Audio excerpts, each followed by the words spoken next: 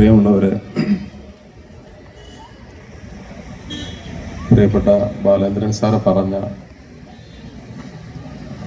കാര്യങ്ങൾ മറക്കണം എന്ന് സൂചിപ്പിച്ചുകൊണ്ടാണ് അദ്ദേഹം തൻ്റെ പ്രസംഗം അവസാനിപ്പിച്ചത്. അങ്ങനെയാണെങ്കിൽ അദ്ദേഹം എന്നെക്കുറിച്ച് പറഞ്ഞ കാര്യങ്ങളും മറക്കണം എന്ന് ആമുഖമായി ഞാൻ നിങ്ങളോട് അഭ്യർത്ഥിക്കുകയാണ്. വലിയ കാര്യങ്ങളാണ് അദ്ദേഹം ഇവിടെ സംസാരിച്ചത്. ഇങ്ങനെ ഒരു ഫെസ്റ്റിവൽ, പത്താംകല്ല് എന്ന ഇപ്പോഴും ഗ്രാമീണ ശുദ്ധിയും ഗ്രാമത്തിൻ്റെ നൈർമല്യവും ഒന്നും നഷ്ടപ്പെട്ടിട്ടില്ലാത്ത ഒരിടത്ത് സംഘടിപ്പിക്കാൻ ഒരു കൂട്ടം ചെറുപ്പക്കാർ കാട്ടുന്ന ഈ രാഷ്ട്രീയമായ ധൈര്യം നെടുമങ്ങാടിൻ്റെ ചരിത്രത്തിലൊരു പുതിയ അധ്യായം രേഖപ്പെടുത്തുകയാണ് എന്ന് നമുക്ക് പറയാൻ പറ്റും. തീർച്ചയായും ഇത് ചെറുപ്പക്കാരുടെയും കുട്ടികളുടെയും ഒരു കാലമാണ്.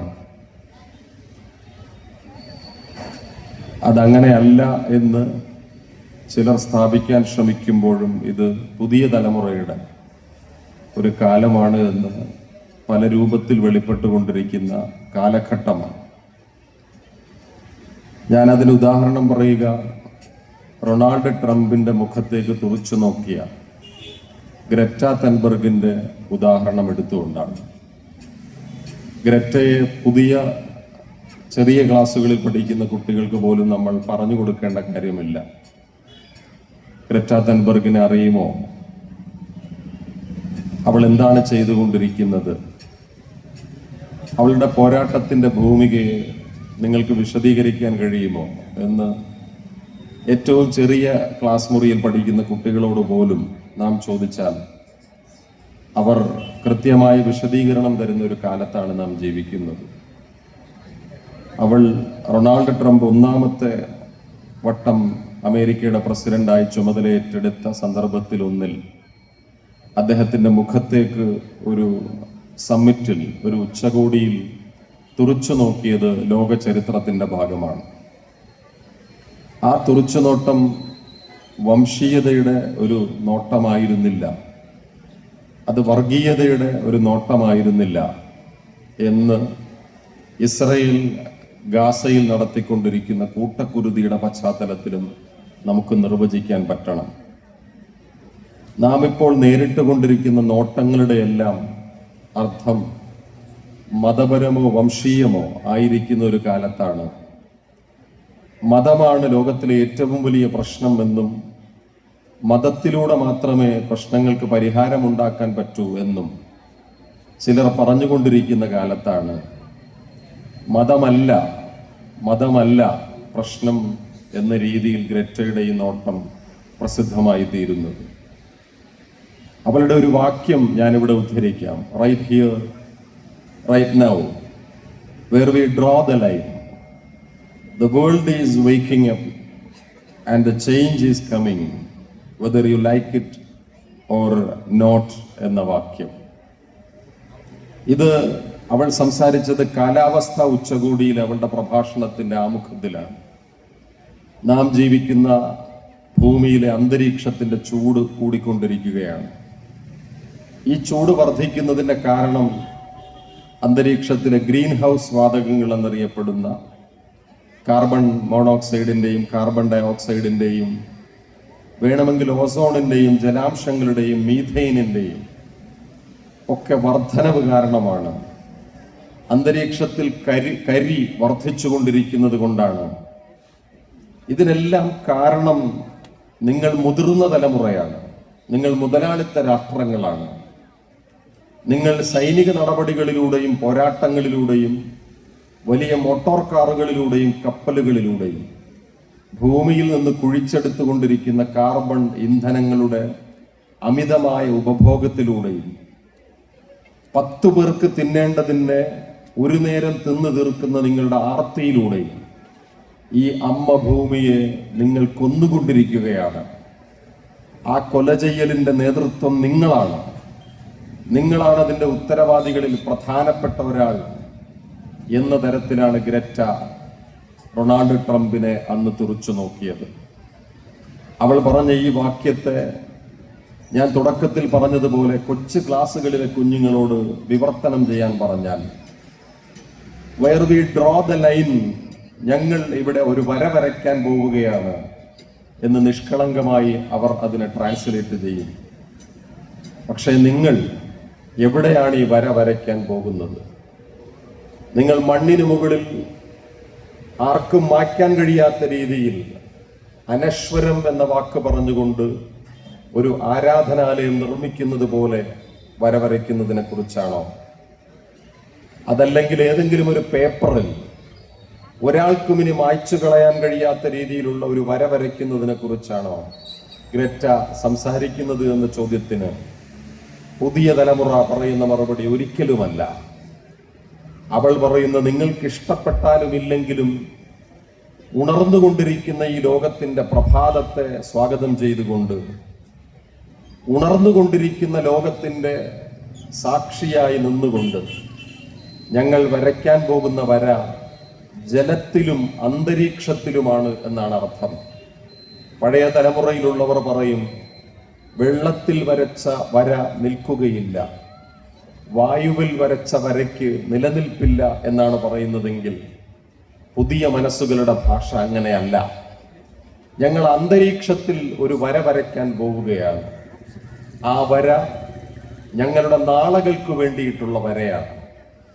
നിങ്ങൾ ഞങ്ങളെ പഠിപ്പിക്കുന്ന അന്ധവിശ്വാസമല്ല ഞങ്ങൾക്ക് നാളെ ഈ ഭൂമിയിൽ ജീവിക്കുന്നതിന് വേണ്ട രാഷ്ട്രീയം എന്ന് പറയുന്ന ചെറുപ്പക്കാരിൽ ഒരാളുടെ പേരാണ് വേടൻ. അതുകൊണ്ടാണ് ഇന്നലെയും ഇന്നുമായി ഇന്ത്യയിലെ വർഗീയ പ്രസ്ഥാനത്തിന്റെ നേതൃത്വം വഹിച്ചുകൊണ്ടിരിക്കുന്ന ഒരാൾ അദ്ദേഹത്തിന്റെ പ്രസംഗത്തിൽ ഷവർമയെ കോട്ട് ചെയ്തുകൊണ്ട് വേടനെ ആക്രമിച്ചത്. അതുകൊണ്ടാണ് അമേരിക്കയിൽ ഇരുന്നു കൊണ്ട് ഗ്രറ്റ തെൻബർഗിനെതിരെ ഇലോൺ മസ്ക് അടക്കമുള്ളവർ വലിയ രീതിയിൽ ശബ്ദിച്ചുകൊണ്ടിരിക്കുന്നത്. അതുകൊണ്ടാണ് ഫലസ്തീനിനു വേണ്ടി കവിത എഴുതുകയും നോവൽ എഴുതുകയും ചെയ്തിരുന്ന നജ്വ കവാർഫാറയെ ഇസ്രയേലിലെ മുതലാളിത്ത വർഗം അതിശക്തമായി വിമർശിച്ചു കൊണ്ടിരുന്നത്. ഈ രീതിയിൽ നാളെയുടെ ചരിത്രത്തിലേക്ക് ഒരു വര വരയ്ക്കുന്ന പ്രക്രിയയാണ് നാം എങ്ങനെ നിലനിൽക്കണമെന്ന് പ്രഖ്യാപിക്കുന്ന അന്തസ്സുറ്റ ഒരു രാഷ്ട്രീയത്തിന്റെ പ്രഖ്യാപനമാണ് പത്താംകല്ലിൽ ജനിച്ച് ഇവിടെ വളർന്ന് ഈ നാടിന്റെ രക്തധമനികളിലൂടെ സഞ്ചരിച്ച് നെടുമങ്ങാടിന്റെയും തിരുവനന്തപുരത്തിന്റെയും കേരളത്തിന്റെയും ഇന്ത്യയുടെ തന്നെയും പൊതുസ്വത്തായി മാറിയ ഒരു കൂട്ടം ചെറുപ്പക്കാർ പാ ഫെസ്റ്റ് എന്ന പേരിൽ പത്താംകല്ലിൽ ഇത് സംഘടിപ്പിക്കുന്നത്. ഈ നാട്ടിലെ എല്ലാ മനുഷ്യർക്കും ഈ രീതിയിലുള്ള ഒരു പോരാട്ടത്തിന്റെ അർത്ഥം മനസ്സിലായിട്ടുണ്ടോ എന്ന കാര്യത്തിൽ എനിക്ക് സംശയമുണ്ട്. പക്ഷെ അവർ ഇത് മനസ്സിലാക്കാതിരിക്കുകയില്ല എന്ന ഉത്തമമായ വിശ്വാസമാണ് ഈ സെമിനാർ കഴിയുമ്പോൾ ഇവിടെ നടക്കാനിരിക്കുന്ന നാടകത്തിന്റെ അന്തസത്ത. 1940കളിൽ തോപ്പിൽ ഭാസി എന്ന നാടകകൃത്ത് ജീവിതത്തിൽ ഒരിക്കലും അങ്ങനെ നാടകം എഴുതാതിരുന്ന ഒരാൾ നോവലോ കവിതയോ എഴുതി കേരളത്തിലെ തലയെടുപ്പുള്ള എഴുത്തുകാർക്ക് മുന്നിൽ തന്നെ പ്രൂവ് ചെയ്യാത്ത ഒരാൾ ഒളിവിലിരുന്നു കൊണ്ട് എഴുതിയ ഒരു നാടകത്തിന്റെ രംഗാവിഷ്കാരമാണ് നാം ഇനി ഇവിടെ കാണാൻ പോകുന്ന നിങ്ങൾ എന്നെ കമ്മ്യൂണിസ്റ്റാക്കി എന്ന നാടകം. ആ നാടകത്തിൽ ഒരു സന്ദർഭത്തെ ഉദ്ധരിച്ചുകൊണ്ടായിരിക്കും ഞാൻ നെടുമങ്ങാടിനെ കൂടി കോട്ട് ചെയ്തുകൊണ്ട് എൻ്റെ ഈ വർത്തമാനം അവസാനിപ്പിക്കുക എന്നത്. എൻ്റെ പ്രസംഗം അധിക നേരം നീണ്ടുപോവുകയില്ല എന്നുകൂടി പറഞ്ഞുകൊണ്ട് ഞാൻ എന്നെ തന്നെ ഓർമ്മിപ്പിക്കുകയാണ്. നമ്മുടെ മുന്നിലുള്ള ഈ റോഡിനെ കുറിച്ചും ഈ ടാറ് കുഴിച്ചു നോക്കിയാൽ അതിനടിയിൽ സമരങ്ങളുടെ അനേകം ചരിത്രങ്ങളുണ്ട് എന്നും പ്രിയപ്പെട്ട ബാലേന്ദ്രൻ സാർ ഇവിടെ പ്രസംഗത്തിൽ പറഞ്ഞു. ഞാൻ പറയുന്നത് ഈ റോഡ് നമ്മൾ കുറച്ചുകൂടി സഞ്ചരിച്ച് വേണമെങ്കിൽ നമുക്ക് ഈ റോഡിനെ കുളത്തൂപ്പുഴ വഴി പുനലൂരിലേക്ക് നീട്ടാം, അതല്ലെങ്കിൽ നെടുമങ്ങാടെന്ന പുനലൂരിലേക്ക് നീട്ടാം, അതല്ലെങ്കിൽ വിതുരയിൽ ചെന്നിട്ട് നമുക്ക് പുനലൂരിലേക്ക് നീട്ടാം. രണ്ടായാലും ഈ റോഡ് പുനലൂരിനെ സന്ധിക്കുന്ന ഒരു സന്ദർഭവുമായി നിങ്ങൾ എന്നെ കമ്മ്യൂണിസ്റ്റാക്കി ബന്ധമുണ്ട്. അന്ന് തോപ്പിൽ ഭാസി ഒളിവിലിരുന്നു കൊണ്ട് ഈ നാടകം എഴുതുമ്പോൾ അത് ഈ നിലയിൽ കേരളം ഏറ്റെടുക്കുമെന്നോ ഈ നാടകത്തിന് ശേഷം കേരളം തന്നെ മാറ്റിമറിക്കപ്പെടുമെന്നോ കേരളത്തിന്റെ സാമൂഹിക അന്തരീക്ഷത്തിൽ ഒരു വലിയ വിപ്ലവത്തിന് ഈ കലാസൃഷ്ടി നാന്ദി കുറിക്കുമെന്നോ തോപ്പിൽ ഭാസി വിചാരിച്ചിരുന്നില്ല. പക്ഷെ അദ്ദേഹം എഴുതിയ നാടകത്തെ ജനാർദ്ദനക്കുറുപ്പും രാജശേഖരൻ നായരും കൂടി പുനലൂരിലെ അവരുടെ ഒരു കെട്ടിടത്തിലിരുന്ന് വെട്ടിത്തിരുത്തിയതിൻ്റെ സൃഷ്ടിയാണ് നമ്മൾ ഈ കാണുന്നത്.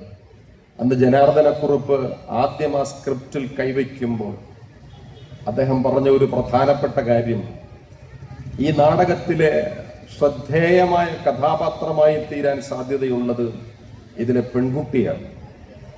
അവളെ വീടിനുള്ളിൽ തന്നെ തോപ്പിൽ ഭാസി നിർത്തിയിരിക്കുകയാണ്. അവളെ വീട്ടിൽ നിന്ന് പുറത്തേക്ക് കൊണ്ടുവരണം. ഈ മാറ്റം ഈ നാടകത്തിൽ ഞങ്ങൾ വരുത്തും. രണ്ടാമത്തേത്, ഈ നാടകത്തിൽ ഒരു പ്രണയത്തിന്റെ സാധ്യത ഒളിഞ്ഞു കിടപ്പുണ്ട്. ആ പ്രണയത്തിന് ജാതിയോ മതമോ ഇല്ല. ഈ രണ്ട് കാര്യങ്ങൾ കൂടി സാക്ഷാത്കരിച്ചുകൊണ്ടാണ് ഈ നാടകം പൊതുജനങ്ങൾക്ക് മുന്നിലേക്ക് എത്തിച്ചേരുക എന്നും ഈ നാടകം കയ്യിലെന്തുമ്പോൾ അതിൻ്റെ ഏറ്റവും ഒടുവിലെ രംഗത്തിൽ ആ കൊടിയുങ്ങ് നാടാ മക്കളെ എന്ന് ഒരു തകർന്നു പോയ ഫ്യൂഡലിസ്റ്റിന്റെ എല്ലാവിധമായ മനോവിഷമത്തോടു കൂടിയും ഇതിലെ പ്രായമുള്ള കഥാപാത്രം പരമപിള്ള പറഞ്ഞവസാനിപ്പിക്കുമ്പോൾ ആ കൊടി കേരളത്തിന്റെ ചരിത്രം ഏറ്റെടുക്കാൻ പോവുകയാണ് എന്ന് ജനാർദ്ദനക്കുറുപ്പിനോ രാജശേഖരൻ നായർക്കോ പോലും ഉറപ്പുണ്ടായിരുന്നില്ല. ആ നാടകത്തിൽ പാട്ടെഴുതാൻ വേണ്ടി തിരുവനന്തപുരം യൂണിവേഴ്സിറ്റി കോളേജിലും കൊല്ലത്തെ SN കോളേജിലും പഠിച്ച, പിന്നീട് കേരള സർക്കാരിന്റെ കീഴിൽ ഒരു കോളേജ് അധ്യാപകനായി ജോലിയിൽ പ്രവേശിച്ച ONV കുറുപ്പിന് പോലും തന്റെ പാട്ടുകൾ ഈ മട്ടിൽ കേരളം ഏറ്റെടുക്കും എന്ന് ഉറപ്പുണ്ടായിരുന്നില്ല.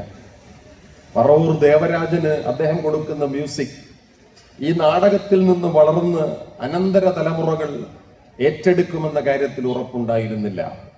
പക്ഷെ ആ കലാസൃഷ്ടി ഗ്രറ്റ തൻബർഗിന്റെ പ്രസംഗം പോലെ, പത്താങ്കലിൽ സംഘടിപ്പിച്ചിരിക്കുന്ന ഈ പാഫസ്റ്റ് പോലെ ലോകത്തോട് വിളിച്ചു പറഞ്ഞ ഏറ്റവും പ്രധാനപ്പെട്ട ഒരു മുദ്രാവാക്യമാണ് ഈ സെമിനാറിന്റെ തലക്കെട്ടെന്നത് എന്നെ കേട്ടുകൊണ്ടിരിക്കുന്നവർ മറക്കാതിരിക്കേണ്ട കാര്യമാണ്. നമുക്കൊരു വിഷയത്തെയും വർഗീയത കൊണ്ട് പരിഹരിക്കാൻ പറ്റില്ല. നമുക്കൊരു പ്രശ്നത്തെയും മതവിശ്വാസം കൊണ്ട് പരിഹരിക്കാൻ പറ്റില്ല എന്ന കാര്യം ഓർമ്മ വെച്ചുകൊണ്ട് വേണം നാം ദേശീയതയുടെയും രാഷ്ട്രീയത്തിന്റെയും വിഷയത്തിലേക്ക് ഇറങ്ങിച്ചെല്ലാൻ. അതിന് ഏറ്റവും നല്ല ഉദാഹരണം നമ്മൾ പാകിസ്ഥാനെ കണ്ടുകൊണ്ടിരിക്കുകയാണ്. പാകിസ്ഥാനെ ഇന്ത്യയിൽ നിന്ന് മുറിച്ചു കൊണ്ടുപോകുമ്പോൾ ഈ ഇന്ത്യ മഹാരാജ്യത്തിൽ മുസ്ലിമീങ്ങൾ സുരക്ഷിതരായിരിക്കുകയില്ല എന്നാണ് പാകിസ്ഥാനിലേക്ക് പോയവർ പറയാൻ ശ്രമിച്ച ഏറ്റവും പ്രധാനപ്പെട്ട കാര്യം. അക്കൂട്ടത്തിൽ മുഹമ്മദ് അലി ജിന്ന മാത്രമല്ല ഉള്ളത്. നമ്മളെല്ലാം ഒരു പക്ഷേ ആദരിക്കുന്ന ഫിലോസഫർ എന്ന് പറയാൻ കഴിയുന്ന, പക്ഷെ ഫിലോസഫിയുടെ കാര്യത്തിൽ പിഴച്ചുപോയ അബുൽ അഅല മൗദൂദി പഠാൻകോട്ടിൽ നിന്ന് നടത്തിയ ഒരു പ്രസംഗവും ആ പ്രസംഗത്തെ തുടർന്ന് അദ്ദേഹം എഴുതിയ പുസ്തകവും വളരെ പ്രധാനപ്പെട്ട ഒരു കാര്യമാണ്. ജനാധിപത്യത്തെയും സോഷ്യലിസത്തെയും മതേതരത്വത്തെയും തള്ളിക്കളഞ്ഞുകൊണ്ട് പഠാൻകോട്ടിൽ നിന്ന് അബുൽ അഅല മൗദൂദി പാകിസ്ഥാന് വേണ്ടി പ്രസംഗിച്ച പ്രസംഗം, ആ പുസ്തകം നമ്മൾ ഇന്ന് നമ്മുടെ വായനയ്ക്ക്, വിമർശനാത്മകമായ വായനയ്ക്ക് എടുക്കേണ്ടതാണ്. അദ്ദേഹം പറഞ്ഞ ഒരു കാര്യം, പാകിസ്ഥാനിലേക്ക് പോകുന്നതോടുകൂടി ഇന്ത്യയിലെ വിഭജിക്കപ്പെട്ട മുസ്ലിമീങ്ങൾ സുരക്ഷിതമാകുമെന്നാണ്. പക്ഷെ മൗലാന അബുൽ കലാം ആസാദ് ഇപ്പുറത്ത് നിന്നുകൊണ്ട് പറഞ്ഞത്, അങ്ങനെ വിഭജിക്കപ്പെട്ട ഒരു രാഷ്ട്രത്തിൽ മതത്തെ ആസ്പദമാക്കി നിങ്ങൾ ഒരു ഭരണഘടന രൂപപ്പെടുത്തിയെടുത്തുകൊണ്ട് മതത്തിന്റെ അടിസ്ഥാനത്തിൽ നിങ്ങൾ ഒരു മത പാർലമെന്റ് സൃഷ്ടിച്ചുകൊണ്ട് ദീർഘകാലം നിലനിൽക്കുകയില്ല എന്നാണ്. നമുക്ക് ജനാധിപത്യമാണ് വേണ്ടത്. ഇന്ത്യ മഹാരാജ്യത്തിന്റെ ഭരണഘടനയ്ക്ക് വേണ്ടിയിട്ടുള്ള ഒരു കോൺസ്റ്റിറ്റ്യൂവന്റ് അസംബ്ലി ഇന്ത്യയിലെ എല്ലാ പ്രവിശ്യകളെയും പ്രാതിനിധ്യപരമായി അടയാളപ്പെടുത്തിക്കൊണ്ട്, ഇന്ത്യയിലെ എല്ലാ ജനവിഭാഗങ്ങളെയും അടയാളപ്പെടുത്തിക്കൊണ്ട്, ഇന്ത്യയിലെ എല്ലാ പ്രാദേശിക ഭാഷകളെയും പരമാവധി അടയാളപ്പെടുത്തിക്കൊണ്ട് ഇന്ത്യ മഹാരാജ്യത്തിന്റെ ഹൃദയത്തിന്റെ രക്തയോട്ടത്തെ നിർമ്മിച്ചെടുക്കുന്നതിന് വേണ്ടിയിട്ടുള്ള ഒരു പ്രക്രിയ നടത്തിക്കൊണ്ടിരിക്കുമ്പോഴാണ് ജനാധിപത്യം എന്നത് പാതിരിമാരുടെ ഒരു ദുസ്വപ്നമാണെന്നും അത് യൂറോപ്പ് നമ്മളെ പഠിപ്പിച്ച ഒരു കെട്ടുകഥയാണെന്നും മൗദൂദി പഠാൻകോട്ടിൽ പ്രസംഗിക്കുന്നത്.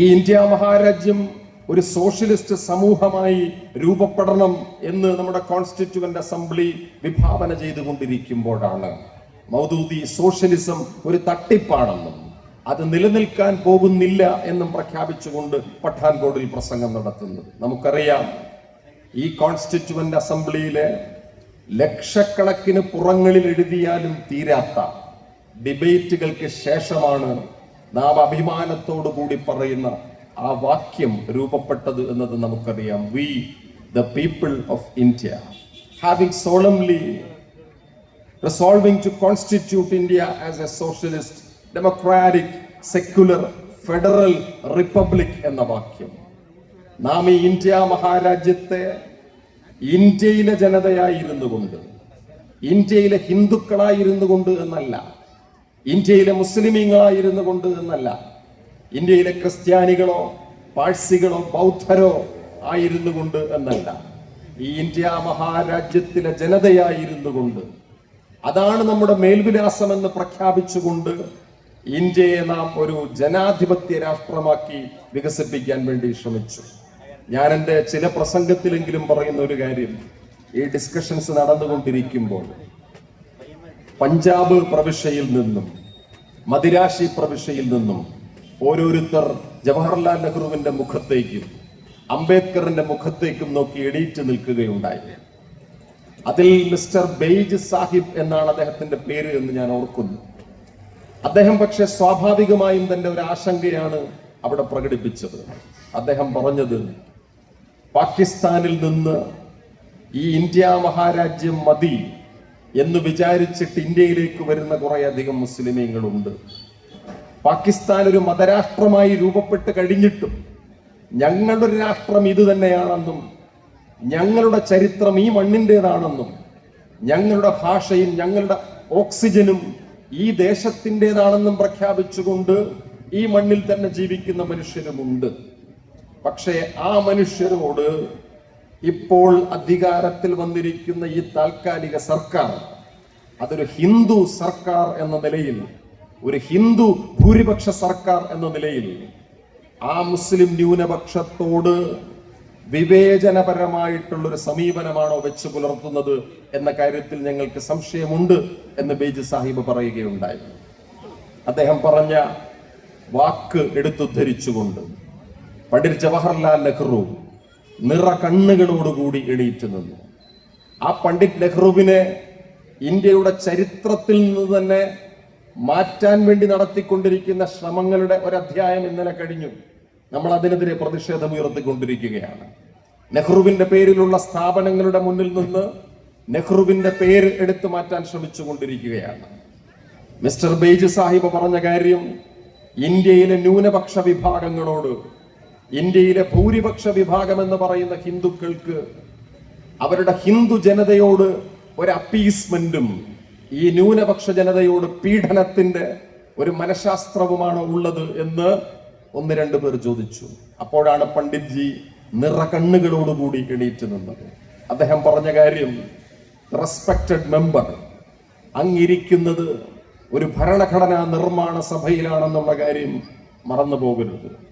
ഇങ്ങനെ ഉള്ള ഒരു സഭയിൽ ഇരിക്കുമ്പോൾ അങ്ങ് ഉപയോഗിക്കുന്ന വാക്കുകളുടെ അർത്ഥം അങ്ങ് കൃത്യമായി മനസ്സിലാക്കിക്കൊള്ളണം. അപ്പീസ്മെന്റ്, പ്രീണനം എന്ന് പറയുന്ന ഒരു വാക്കിനെ അങ്ങ് വ്യത്യസ്ത മതങ്ങളുടെ ചരിത്രവുമായി ബന്ധപ്പെടുത്തി ഈ ഇന്ത്യ മഹാരാജ്യത്തിന്റെ കോൺസ്റ്റിറ്റ്യൂവന്റ് അസംബ്ലിയിൽ ഉദ്ധരിച്ചത് എന്നെ ആശങ്കാകുലനാക്കുന്നു. ആകയാൽ ഇനി മുതൽ അങ്ങ് വാക്കുകൾ പ്രയോഗിക്കുമ്പോൾ അങ്ങയുടെ കയ്യിലുള്ള ഡിക്ഷണറി തുറന്നു നോക്കി അങ്ങ് ഉപയോഗിക്കുന്ന വാക്കിന്റെ അർത്ഥം എന്താണ് എന്ന് മനസ്സിലാക്കാൻ അങ്ങ് ശ്രമിക്കണേ എന്ന് പണ്ഡിറ്റ് ജി പറയുകയുണ്ടായി. ആ പണ്ഡിറ്റ് ജി അടക്കമുള്ളവർ, അംബേദ്കർ അടക്കമുള്ളവർ ഭരണഘടനാ അസംബ്ലിയിലും ആ അസംബ്ലിയിലേക്ക് കൊണ്ടുവരുന്ന രൂപത്തിൽ ഇന്ത്യയുടെ നാനാമുഖങ്ങളിൽ നിന്ന് ആയിരക്കണക്കിന് മനുഷ്യരും ഒരുമിപ്പിച്ചുണ്ടാക്കിയെടുത്ത ഒരു സ്വാതന്ത്ര്യത്തിന്റെ മുകളിൽ ഇരുന്നു കൊണ്ടാണ് നാം ജനാധിപത്യത്തെയും ഫെഡറലിസത്തെയും നിർമ്മിച്ചെടുത്തത്. അത് ഓരോന്നോരോന്നും നഷ്ടപ്പെടുന്ന കാലത്ത് ജനാധിപത്യത്തെ സംരക്ഷിക്കാൻ മതമാണ് വഴി എന്ന് പറയുന്നവർക്ക് പാകിസ്ഥാന്റെ അനുഭവം ഒരു പാഠമായിരിക്കട്ടെ. ഭീകരവാദത്തെ ഒരിടത്ത് നിന്ന് മറ്റൊരിടത്തേക്ക് കയറ്റി അയക്കുന്ന തരത്തിൽ ആ രാഷ്ട്രം പരാജയപ്പെട്ടിരിക്കുന്നു. പ്രിയപ്പെട്ട സ്വാഗത പ്രാസംഗികർ ഇവിടെ പറഞ്ഞു, മഹാനായ മുഹമ്മദ് മുസ്തഫ സ്വല്ലല്ലാഹു അലൈഹി വസല്ലമയുടെ ഒരു വാക്യം ഉദ്ധരിച്ചുകൊണ്ടാണ് സ്വാഗത പ്രസംഗികൻ ഇസ്ലാം വർഗീയതയ്ക്കെതിരാണ് എന്ന പാഠം ഇവിടെ അവതരിപ്പിച്ചത്. ചിലർ പറയുന്നത് ഇസ്ലാം ജന്മനാൽ തന്നെ വർഗീയമാണെന്നും ഇസ്ലാമിന് വാളില്ലാതെ ജീവിക്കാൻ പറ്റില്ല എന്നുമൊക്കെയാണ്.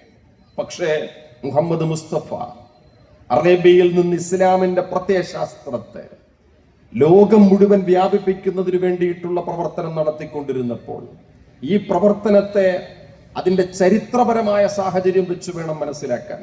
അത് കഅബ ഷരീഫിൽ ചെന്നിറങ്ങുന്ന മനുഷ്യർക്ക് മനസ്സിലാകും.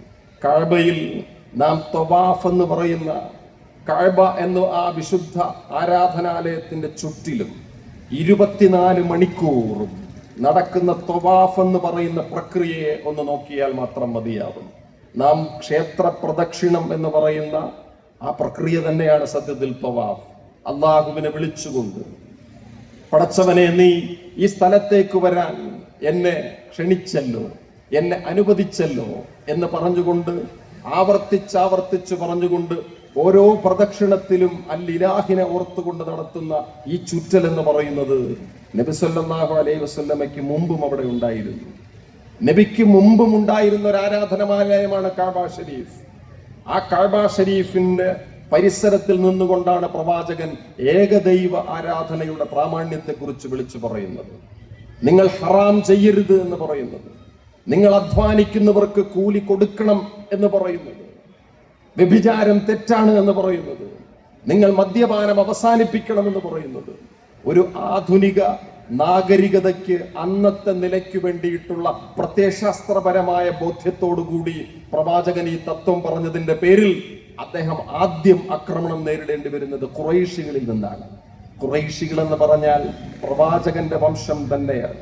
അദ്ദേഹത്തിന്റെ വാപ്പയുടെയും ഉമ്മയുടെയും ബന്ധുക്കൾ, അദ്ദേഹത്തിന്റെ ഉപ്പുപ്പയുടെ ബന്ധുക്കൾ, അദ്ദേഹത്തിന്റെ സുഹൃത്തുക്കളുടെ ബന്ധുക്കൾ, നാട്ടുകാർ അദ്ദേഹത്തെ ആക്രമിച്ച് ഒരൊറ്റ കണ്ടീഷനോടുകൂടി പ്രവാചകൻ ആക്രമിച്ചു കൊണ്ടേയിരുന്നു. അത് കഅബയിൽ ചെന്ന് നിൽക്കുമ്പോൾ നമുക്ക് മനസ്സിലാകും എന്തുമാത്രം പീഡനങ്ങൾ മുഹമ്മദ് നബി സല്ലല്ലാഹു അലൈഹി വസല്ലം ഏറ്റെടുക്കുകയുണ്ടായി. ഒരൊറ്റ ഘട്ടത്തിൽ പോലും അദ്ദേഹം ആ പറയുന്നവരോട് തന്റെ പ്രത്യയശാസ്ത്രത്തെ അടിയറ വെച്ച് അടങ്ങിക്കൊടുത്തിട്ടില്ല. പകരം ഒരു ഘട്ടത്തിൽ കഅബയിൽ നിന്ന് നബി മദീനയിലേക്ക് പോവുകയുണ്ടായി. ഈ സഞ്ചാരപഥം എന്നത് നാം ഇന്ന് മക്കയിൽ നിന്ന് മദീനയിലേക്ക് പോകുന്ന റൂട്ടല്ല. വേണമെങ്കിൽ ഒരു 4-4.5 മണിക്കൂർ കൊണ്ട് നമുക്ക് മക്കയിൽ നിന്ന് മദീനയിലേക്ക് ഒരു ബസ്സിൽ അമിത വേഗതയിൽ നമുക്ക് സഞ്ചരിച്ചു പോകാം. ഈ വഴിയല്ല പ്രവാചകൻ പോയിട്ടുള്ളത്. കഅബയിൽ അദ്ദേഹം കഠാരകൾക്ക് മുൻപിൽ നിന്ന്, അദ്ദേഹം വടിവാളുകൾക്ക് മുൻപിൽ നിന്ന് തന്റെ ജീവനെ പടച്ചവന്റെ പേരിൽ പിടിച്ചുകൊണ്ട് സൗർ ഗുഹയിൽ അബൂബക്കർ സിദ്ദീഖിനോടൊപ്പം അഭയം പ്രാപിച്ചു കഴിഞ്ഞത് 3 ദിവസമാണ്. ഈ 3 ദിവസത്തെ അഭയത്തിന് ശേഷം ഒരു കച്ചവട സംഘവും ഒരു വർത്തക സംഘവും പോകാത്ത ദുർഘടമായ വഴികളിലൂടെ, കൊടും ചൂടിലൂടെ, ഒട്ടകങ്ങൾക്ക് സഞ്ചരിക്കാൻ പ്രയാസമുള്ള മലയടിവാരങ്ങളിലൂടെ പ്രവാചകൻ കടന്നുപോയ വഴിയെ ഇന്ന് പോലും നമുക്ക് കണ്ടെടുക്കുക പ്രയാസകരമായ ഒരു കാര്യമാണ്. താൻ പറഞ്ഞ കാര്യത്തിന്റെ ഉത്തമ ബോധ്യത്തെ പ്രത്യയശാസ്ത്രപരമായ ധാരണയിൽ വിട്ടുവീഴ്ച കലർത്താൻ, വെള്ളം ചേർക്കാൻ തയ്യാറില്ലാത്ത ആ മനുഷ്യ സ്നേഹി, ആ ധീരനായ വിപ്ലവകാരി, ശ്രീനാരായണ ഗുരുവിന്റെ ഭാഷയിൽ പറഞ്ഞാൽ കരുണാവാനായ നബി മുത്ത് രത്നം എന്ന ആ മഹാനായ പ്രവാചകൻ ഒരു ഘട്ടത്തിൽ ആഫ്രിക്കയിലെ രാജാവായ നേഗസിന് എഴുതുന്ന കത്ത് വളരെ പ്രധാനപ്പെട്ട ഒരു കത്താണ്. എന്റെ സഹോദരനായ പ്രിയപ്പെട്ട നേഗസ് ഒരു ക്രിസ്തുമത വിശ്വാസിയാണ് എന്ന് പറഞ്ഞാൽ ഇസ്ലാം മറ്റൊരു മതത്തെയും അംഗീകരിക്കുന്നില്ല എന്ന് നമ്മുടെ നാട്ടിലേതടക്കം ചില വർഗീയവാദികൾ നമ്മുടെ കുടുംബങ്ങളിൽ വന്നിരുന്ന് പഠിപ്പിക്കാൻ ശ്രമിക്കുന്ന ആ വാദഗതിയെ തകർത്തുകൊണ്ടുള്ള ഒരു പ്രഖ്യാപനമാണ് പ്രിയപ്പെട്ട സ്വാഗത പ്രാസംഗികർ ഇവിടെ നടത്തുന്നത്. ഇവർ ഇങ്ങനെ പറഞ്ഞുകൊണ്ട് നിർമ്മിച്ചെടുത്ത അഫ്ഗാനിസ്ഥാനിന്റെ ഇപ്പോഴത്തെ അവസ്ഥ എന്താണ്? അവിടെ സമാധാനത്തോടുകൂടി പള്ളിയിൽ പോകാൻ പോലും നമുക്ക് പറ്റുന്നില്ല, കുഞ്ഞുങ്ങൾക്ക് പഠിക്കാൻ പറ്റുന്നില്ല, ഭക്ഷണം തുറന്നു വെച്ചിട്ട് കഴിക്കാൻ പറ്റുന്നില്ല, മതത്തിന്റെ പേരിൽ നിർമ്മിച്ചെടുത്ത പാകിസ്ഥാനിൽ ഒരു പള്ളിയിൽ പെരുന്നാൾ നിസ്കാരത്തിന് കടന്നുപോയാൽ തിരിച്ചിറങ്ങുമ്പോൾ ആ പള്ളി തന്നെ അവിടെ ഉണ്ടാകുമെന്നുള്ള കാര്യം തന്നെ സംശയമാകുന്ന ഒരു സാഹചര്യത്തിലാണ് നാം we the people of India എന്ന ഇന്ത്യ മഹാരാജ്യത്തിന്റെ കോൺസ്റ്റിറ്റ്യൂഷനിലെ അപ്രാമാണികമായ തത്വം പറഞ്ഞുകൊണ്ട് മതത്തിന്റെ പേരിൽ ഒരു ഇൻസ്റ്റിറ്റ്യൂഷൻ ജനാധിപത്യത്തെ നമുക്ക് രൂപപ്പെടുത്തിയെടുക്കാൻ പറ്റില്ല എന്ന് പറയുന്ന സ്റ്റേറ്റ്മെന്റിലേക്ക് പോകുന്നത്. ഞാൻ എന്റെ വർത്തമാനത്തെ ഈ നിലയിൽ ദീർഘമായി കൊണ്ടുപോകുന്നില്ല. ബംഗാളിൽ നിന്ന് മലയാളത്തിലേക്ക് വന്ന നമ്മളെല്ലാം പലവട്ടം വായിച്ചിട്ടുള്ള ബംഗാളി സാഹിത്യത്തിലെ അഭൂതപൂർവമായ ജനപിന്തുണ നേടിയ ഒരു നോവലുണ്ട്, ആരണ്യക്. വിഭൂതി ഭൂഷൺ ബന്ധ്യോപാധ്യായ എന്ന നോവലിസ്റ്റ് എഴുതിയ ആരണ്യക് എന്ന ഒരു നോവലുണ്ട്. ആ നോവലിൽ അതിലെ കഥാപാത്രം കൽക്കട്ടയിലെ തിരക്കുകളിൽ നിന്ന് കൽക്കട്ടയുടെ പ്രാന്തങ്ങളിലുള്ള ഒരു വനമേഖലയിലേക്ക് ആ വനത്തിന്റെ മാനേജരായി കടന്നു വരുന്നതാണ് നോവൽ പറയുന്ന ഭാഗം. നമ്മുടെ അക്ഷരം ലൈബ്രറി ഈ ചെറുപ്പക്കാർ ഈ നിലയിൽ വിളക്ക് കൊളുത്തി അക്ഷരത്തിന്റെ ഒരു പുതിയ അധ്യായം ഇവിടെ രൂപപ്പെടുത്തി നാളെ മുതൽ പ്രവർത്തനം ആരംഭിക്കുമ്പോൾ തീർച്ചയായും ആ ലൈബ്രറിയിലെ അലമാരകളിൽ ഈ പറയുന്ന ആരണ്യക് എന്ന നോവൽ ഉണ്ടായിരിക്കുമെന്നുള്ള കാര്യത്തിൽ എനിക്ക് സംശയമില്ല. മലയാളത്തിൽ തന്നെ ബംഗാളിയിലെ ഈ ആരണ്യക്കിന് 2-3 വിവർത്തനങ്ങൾ നമുക്ക് കണ്ടെത്താൻ പറ്റും. ഈ ആരണ്യക്കിലെ നായകനായ മനുഷ്യൻ വനമേഖലയ്ക്കകത്തുകൂടി തിരിച്ചു തന്റെ നാട്ടിലേക്ക് പോകാൻ ആഗ്രഹിച്ച് കുടുങ്ങിക്കിടക്കുന്ന അനേകം രംഗങ്ങൾ ബന്ധ്യോപാധ്യായ അതിൽ അവതരിപ്പിച്ചിട്ടുണ്ട്. അതിലൊരു രംഗം തന്റെ വെള്ളക്കുതിരയുടെ മുകളിൽ ഒരു രാത്രിയിൽ നിലാവിറങ്ങി നടക്കുന്ന വഴിയിലൂടെ നദീതീരത്തിൽ അയാൾ ആകാശത്തെയും മരക്കൂട്ടങ്ങളെയും ഗിരിശൃംഗങ്ങളെയും കണ്ടുകൊണ്ട് പ്രകൃതിയിലെ ഒരു താളമായി നിൽക്കുന്ന ഭാഗമാണ്. അത് വായിച്ചപ്പോൾ എനിക്ക് സത്യത്തിൽ അസൂയ തോന്നിപ്പോയി. ഈ നിലയിലൊക്കെ ഒരു നോവൽ എഴുതാൻ നമുക്കെന്നാണ് പറ്റുക? ഇത് എഴുതുന്ന ഘട്ടത്തിൽ ഒരു ബന്ധ്യോപാധ്യായ ആയിരിക്കില്ല എന്ന കാര്യം ഉറപ്പാണ്. ആ നോവലിലെ ഓരോ മരത്തിൽ നിന്നും നമുക്കതിന്റെ ഇലകൾ നുള്ളിയെടുക്കാൻ പറ്റും. നമ്മുടെ കാലത്ത് ബെസ്റ്റ് സെല്ലറുകൾ എന്ന് പറയുന്ന ഹെക്ടർ ഗാർഷ്യ എന്ന റൈറ്ററുടെ അദ്ദേഹം കേരള ലിറ്ററേച്ചർ ഫെസ്റ്റിവലിൽ പങ്കെടുക്കാൻ വേണ്ടി കോഴിക്കോട് കടപ്പുറത്ത് വന്നപ്പോൾ വലിയ ജനക്കൂട്ടമാണ് ഗാർഷ്യയോട് സംസാരിച്ചത്. ഇക്കിഗായി എന്നറിയപ്പെടുന്ന പ്രസിദ്ധമായ പുസ്തകം എഴുതിയ ഹെക്ടർ ഗാർഷ്യയുടെ 2ാമത്തെ പുസ്തകം ഷിൻറിൻ യോക്കു എന്ന കൃതി പറയുന്നത് നമ്മുടെ അസുഖങ്ങളെ ഭേദപ്പെടുത്താൻ നമുക്ക് ലഭ്യമായിട്ടുള്ള ഏറ്റവും വലിയ ഔഷധങ്ങളൊന്ന് കാടിനുള്ളിലേക്ക് കുളിക്കാൻ പോവുക എന്നതാണ്. ഇത് ജപ്പാനിലെ ഒരു പഴമൊഴിയാണ്. നമ്മുടെ മനോവിഷാദങ്ങളെ അവസാനിപ്പിക്കാൻ, നമ്മുടെ രക്തസമ്മർദ്ദങ്ങളെ കുറയ്ക്കാൻ, നമ്മുടെ സങ്കടങ്ങളിൽ നിന്ന് അകന്ന് ഏകാന്തതയിൽ പോയിരുന്നിട്ട് ആ സങ്കടങ്ങളെ ഒന്ന് വിളിച്ചു പറയാൻ നമ്മൾ കാട്ടിലേക്ക് കുളിക്കാൻ പോവുക എന്നാണ് ഷിൻറിൻ യോക്കു എന്ന ജാപ്പനീസ് വാക്കിന്റെ അർത്ഥം. അതിനർത്ഥം തോർത്തൊക്കെ ആയിട്ട് കാടിനകത്ത് ഏതെങ്കിലും ഒരു നദി കുളമാക്കാൻ പോകണമെന്നല്ല, വെറുതെ ഒന്ന് കാടിനകത്തേക്ക് സഞ്ചരിച്ചാലും മതി. ഇതൊന്നും ലഭ്യമല്ലാത്തവർ വീടിന്റെ ജനാലയൊന്ന് തുറന്നിട്ടിട്ട് ഏതെങ്കിലും ഒരു പച്ചപ്പിലേക്ക് കുറച്ചധികം നേരം നോക്കിയിരുന്നാൽ തന്നെയും നമ്മുടെ കണ്ണിലൂടെ ഈ പച്ചയെ കൊണ്ടുവരുന്ന സ്വാസ്ഥ്യത്തെക്കുറിച്ച് ഷിൻറിൻ യോക്കു എന്ന പുസ്തകം പറയും. അങ്ങനെ നമ്മുടെ വിഷാദങ്ങളെ അവസാനിപ്പിക്കാൻ കഴിയുള്ള ഒരു തെറാപ്യൂട്ടിക് നോവൽ എന്നുള്ള നിലയിലും ബന്ധ്യോപാധ്യായയുടെ ഈ ആരണ്യകിന് വലിയ പ്രാധാന്യമുണ്ട്. ഞാൻ ആ നോവലിനെ ഇവിടെ പറഞ്ഞത്, ഒരു ദിവസം ഈ നോവലിലെ പ്രധാന കഥാപാത്രത്തിന്റെ സെക്യൂരിറ്റി ഓഫീസർ അയാളോടൊരു കാര്യം പറയും. സർ, ഞങ്ങളുടെ കാട്ടിൽ ഞങ്ങൾക്കൊരു രാജാവുണ്ട്, അങ്ങേക്ക് ആ രാജാവിനെ കാണണമെന്ന് ആഗ്രഹമുണ്ട്. തീർച്ചയായും ഞാനൊരു രാജാവിനെ കണ്ടിട്ടില്ല. ബാലേന്ദ്രൻ സാർ പറഞ്ഞതുപോലെ അയ്യാ വൈകുണ്ഠസ്വാമിയെ അങ്ങ് അഗസ്തീശ്വരം മുതൽ അട്ടക്കുളങ്ങര വരെ ചങ്ങലയിൽ കെട്ടിക്കൊണ്ടുവന്ന രാജാവിനെ കുറിച്ചല്ല. അത് ഫ്യൂഡൽ പ്രമാണിത്വത്തിന്റെ സിംഹാസനത്തിലിരുന്ന് നാട്ടിലെ സകലമാന പെണ്ണുങ്ങളെയും പീഡിപ്പിക്കാൻ നടക്കുന്ന രാജാക്കന്മാരുടെ പരമ്പരയിൽപ്പെട്ട രാജാവിനെ കുറിച്ചിട്ടല്ല. അല്ലെങ്കിൽ മനുഷ്യരെ വറചട്ടിയിൽ നിന്ന് വറചട്ടിയിലേക്ക് വലിച്ചെറിയുന്ന മനുഷ്യരെ കുറിച്ചിട്ടല്ല. ഞങ്ങൾക്കൊരു രാജാവുണ്ട്, കാടിന്റെ രാജാവ്, അങ്ങേക്ക് രാജാവിനെ കാണണമെന്ന് ആഗ്രഹമുണ്ടോ? അപ്പൊ അദ്ദേഹം പറയും, എനിക്ക് ആഗ്രഹമുണ്ട്. ഒരു ദിവസം രാവിലെ അവർ രാജാവിനെ കാണാൻ വേണ്ടിയിട്ട് യാത്ര പുറപ്പെടും. ഒരു കുതിരപ്പുറത്ത് കുറേ ദൂരം യാത്ര പോയിട്ട് ഒരു ചെറിയ മല കയറിയിട്ട് ഇറങ്ങി ഒരു സ്ഥലത്ത് ചെന്നിട്ട് ആ കുതിര അവിടെ നിൽക്കും. എന്നിട്ട് ഈ മനുഷ്യൻ ദൂരെ ചൂണ്ടിയിട്ട് അങ്ങോട്ടേക്ക് തിരിഞ്ഞിരിക്കുന്ന, വടിയും കുത്തി തിരിഞ്ഞിരിക്കുന്ന പടുവൃദ്ധനായ ഒരു മനുഷ്യനെ ചൂണ്ടിക്കാണിച്ചിട്ട് പറയും, അതാണ് ഞങ്ങളുടെ രാജാവ്. മുഷിഞ്ഞ വസ്ത്രം ധരിച്ചിരിക്കുന്ന, 100-ലേറെ പ്രായമുള്ള, കന്നുകാലികളെ മേയ്ക്കുന്ന ഒരു വൃദ്ധനെ ചൂണ്ടിക്കാണിച്ചിട്ട് ഇതാണ് രാജാവ് എന്നിയാൾ പറഞ്ഞപ്പോൾ ഈ മാനേജർ ദേഷ്യപ്പെട്ടു. നീ എന്നെ പരിഹസിക്കുകയാണ്? അല്ല സാർ, ആയിരിക്കുന്ന മനുഷ്യന്റെ പേരാണ് ദോബരുമന്ന വീരവർദ്ധി. ഈ മനുഷ്യൻ ചെറിയ മനുഷ്യനല്ല. അദ്ദേഹം ഇപ്പോൾ പശുക്കളെ മേയിച്ചുകൊണ്ടിരിക്കുകയാണ്. അദ്ദേഹം മേയ്ക്കുന്ന പശുക്കൾ അദ്ദേഹത്തെ സംബന്ധിച്ച് ഗോമാതാവും അതിന്റെ പേരിൽ ആയിരക്കണക്കിന് മനുഷ്യരെ കൊല ചെയ്യാനുള്ള ഉപാധിയുമല്ല. അയാൾ മേയിച്ചുകൊണ്ടിരിക്കുന്ന മൃഗം അയാളുടെ ഒരു രാഷ്ട്രീയ വസ്തുവല്ല, മറിച്ച് ആ മൃഗവും ഈ രാജാവും തമ്മിൽ ഒരു വ്യത്യാസവുമില്ല. മാനേജർ, ഈ മനുഷ്യൻ ചെറിയ മനുഷ്യനല്ല. ഇയാൾ വർഷങ്ങൾക്ക് മുൻപ് ബ്രിട്ടീഷുകാർക്കെതിരെ സാന്താൾ കലാപ സന്ദർഭത്തിൽ ഗോത്ര വിഭാഗത്തിന്റെ മൂപ്പനായി നിന്നുകൊണ്ട് കുന്തവും വടിവാളുമായിട്ട് ബ്രിട്ടീഷുകാരെ ആക്രമിച്ച മനുഷ്യനാണ്. അയാളാണ് ഇരിക്കുന്നത് ദോബരുമന്ന വീരവർദ്ധി. പക്ഷെ നമ്മൾ ഇന്നത്തെ ഒരു പാഠപുസ്തകത്തിലും ഒരു ദോബരുമന്ന വീരവർദ്ധിയെയും കാണുന്നില്ല. മറിച്ച് സ്വാതന്ത്ര്യ സമരത്തിന്റെ ഘട്ടത്തിൽ സ്വാതന്ത്ര്യ സമരത്തെ ഒറ്റിക്കൊടുക്കാൻ ശ്രമിച്ചവരെ പുതിയ പാഠപുസ്തകങ്ങൾ ഇറക്കുമതി ചെയ്യാൻ ശ്രമിക്കുമ്പോൾ ഈ നിലയിൽ ഇന്ത്യ മഹാരാജ്യത്തെ ഫെഡറൽ ഡെമോക്രാറ്റിക് റിപ്പബ്ലിക്കായി പരിവർത്തിപ്പിക്കാൻ വേണ്ടിയിട്ട് സമരം ചെയ്ത ആയിരക്കണക്കിന് മനുഷ്യ സ്നേഹികളുടെ ചരിത്രം തിരിച്ചു കൊണ്ടുവരാൻ നമ്മുടെ ഗ്രന്ഥശാലകൾക്ക് ധർമ്മമുണ്ട് എന്നുള്ളതാണ് ഞാൻ ഈ പറഞ്ഞു വരുന്ന ഒരു കാര്യം. രണ്ടാമത്തേതും ഒരു നോവലാണ്. എനിക്ക് തോന്നുന്നത് ഒരു ചെക്കോസ്ലോവാക്യൻ നോവലാണ്. ക്ലോസ്ലി വാച്ച്ഡ് ട്രെയിൻസ് എന്നാണ് ആ നോവലിന്റെ പേര്. ചെറിയ പുസ്തകമാണ്, 80-85 പേജ് മാത്രമേ ഉള്ളൂ. ഒറ്റ വായനയിൽ തീരുമോ എന്ന് ചോദിച്ച് തീരൂല. പല ദിവസങ്ങൾ വേണ്ടി വരും ഈ 85 പുറമുള്ള പുസ്തകത്തെ വായിച്ചു തീർക്കാൻ.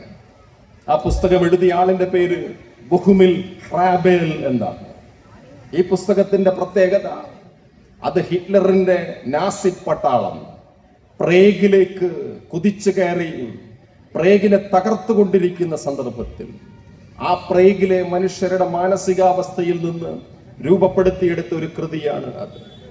വർഗീയത തിരിച്ചു വരണമെന്നും ഫാസിസമാണ് ഏറ്റവും വലിയ രക്ഷയെന്നും ഹിറ്റ്ലറിനെ പോലെയുള്ള ഭരണാധികാരികളാണ് ഞങ്ങളുടെ പ്രതീക്ഷയെന്നും അതുകൊണ്ട് അവർ നടത്തിയ കലാപങ്ങൾ ഞങ്ങൾക്ക് അഭിമാനമാണെന്നും വിളിച്ചു പറയുന്നവർ നിർബന്ധമായും വായിച്ചിരിക്കേണ്ട ഒരു പുസ്തകമാണ് ബൊഹുമിൽ ഖ്രാബേലിന്റെ ക്ലോസ്ലി വാച്ച്ഡ് ട്രെയിൻസ് എന്ന് പറയുന്ന പുസ്തകം.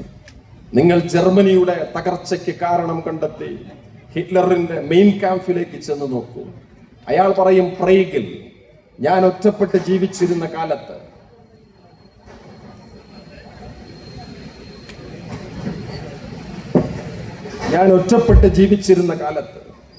എനിക്ക് എന്റെ ജർമ്മൻ റീഹിനെ ഒരുമിപ്പിച്ച് കൊണ്ടുവരേണ്ട ആഗ്രഹമുണ്ടായിരുന്നു. നിങ്ങൾക്കറിയുമോ, എന്റെ അച്ഛൻ മരിച്ചു പോയതിനു ശേഷം, എന്റെ അമ്മ എന്നെ വിടവാങ്ങിയതിനു ശേഷം ഞാൻ എന്തുമാത്രം കഷ്ടപ്പെട്ടിട്ടുണ്ടെന്ന് നിങ്ങൾക്കറിയുമോ? ആ നാട്ടിൽ ഓസ്ട്രിയയിൽ ജീവിച്ചുകൊണ്ട് ഞാൻ ജർമ്മനിയുടെ ഐക്യത്തിന് വേണ്ടിയിട്ട് ശ്രമിക്കുമ്പോൾ ഞാൻ എൻ്റെ യഥാർത്ഥ ശത്രുക്കളെ അക്കാലം കൊണ്ട് തന്നെ കണ്ടെത്തുകയായിരുന്നു എന്ന് പറഞ്ഞ ഹിറ്റ്ലർ ജർമ്മനിയിൽ അധികാരത്തിലേറി ഒരു നാസി പട്ടാളം പ്രേഗിലേക്ക് ഇരച്ചു കയറുന്ന സന്ദർഭമാണ് ആ നോവലിന്റെ തുടക്കം. ഞാനതിവിടെ പറയാൻ കാര്യം, ആ നോവലിന്റെ തുടക്കത്തിൽ വളരെ സുന്ദരമായി 2 അപ്പൂപ്പന്മാരുടെ കഥ ബൊഹുമിൽ പറയുന്നുണ്ട്. രസകരമായിട്ടാണ് അപ്പൂപ്പന്മാരെ കുറിച്ച് പറയുക. എനിക്ക് 2 അപ്പൂപ്പന്മാരുണ്ടായിരുന്നു. ആ 2 അപ്പൂപ്പന്മാരിൽ ഒരാൾ ഓസ്ട്രിയൻ സർക്കാരിന്റെ പെൻഷൻ വാങ്ങിയിരുന്ന ഒരാളായിരുന്നു. നല്ല പെൻഷൻ. പക്ഷെ എന്തിനാണ് പെൻഷൻ എന്ന അപ്പൂപ്പൻ അറിയുമായിരുന്നില്ല.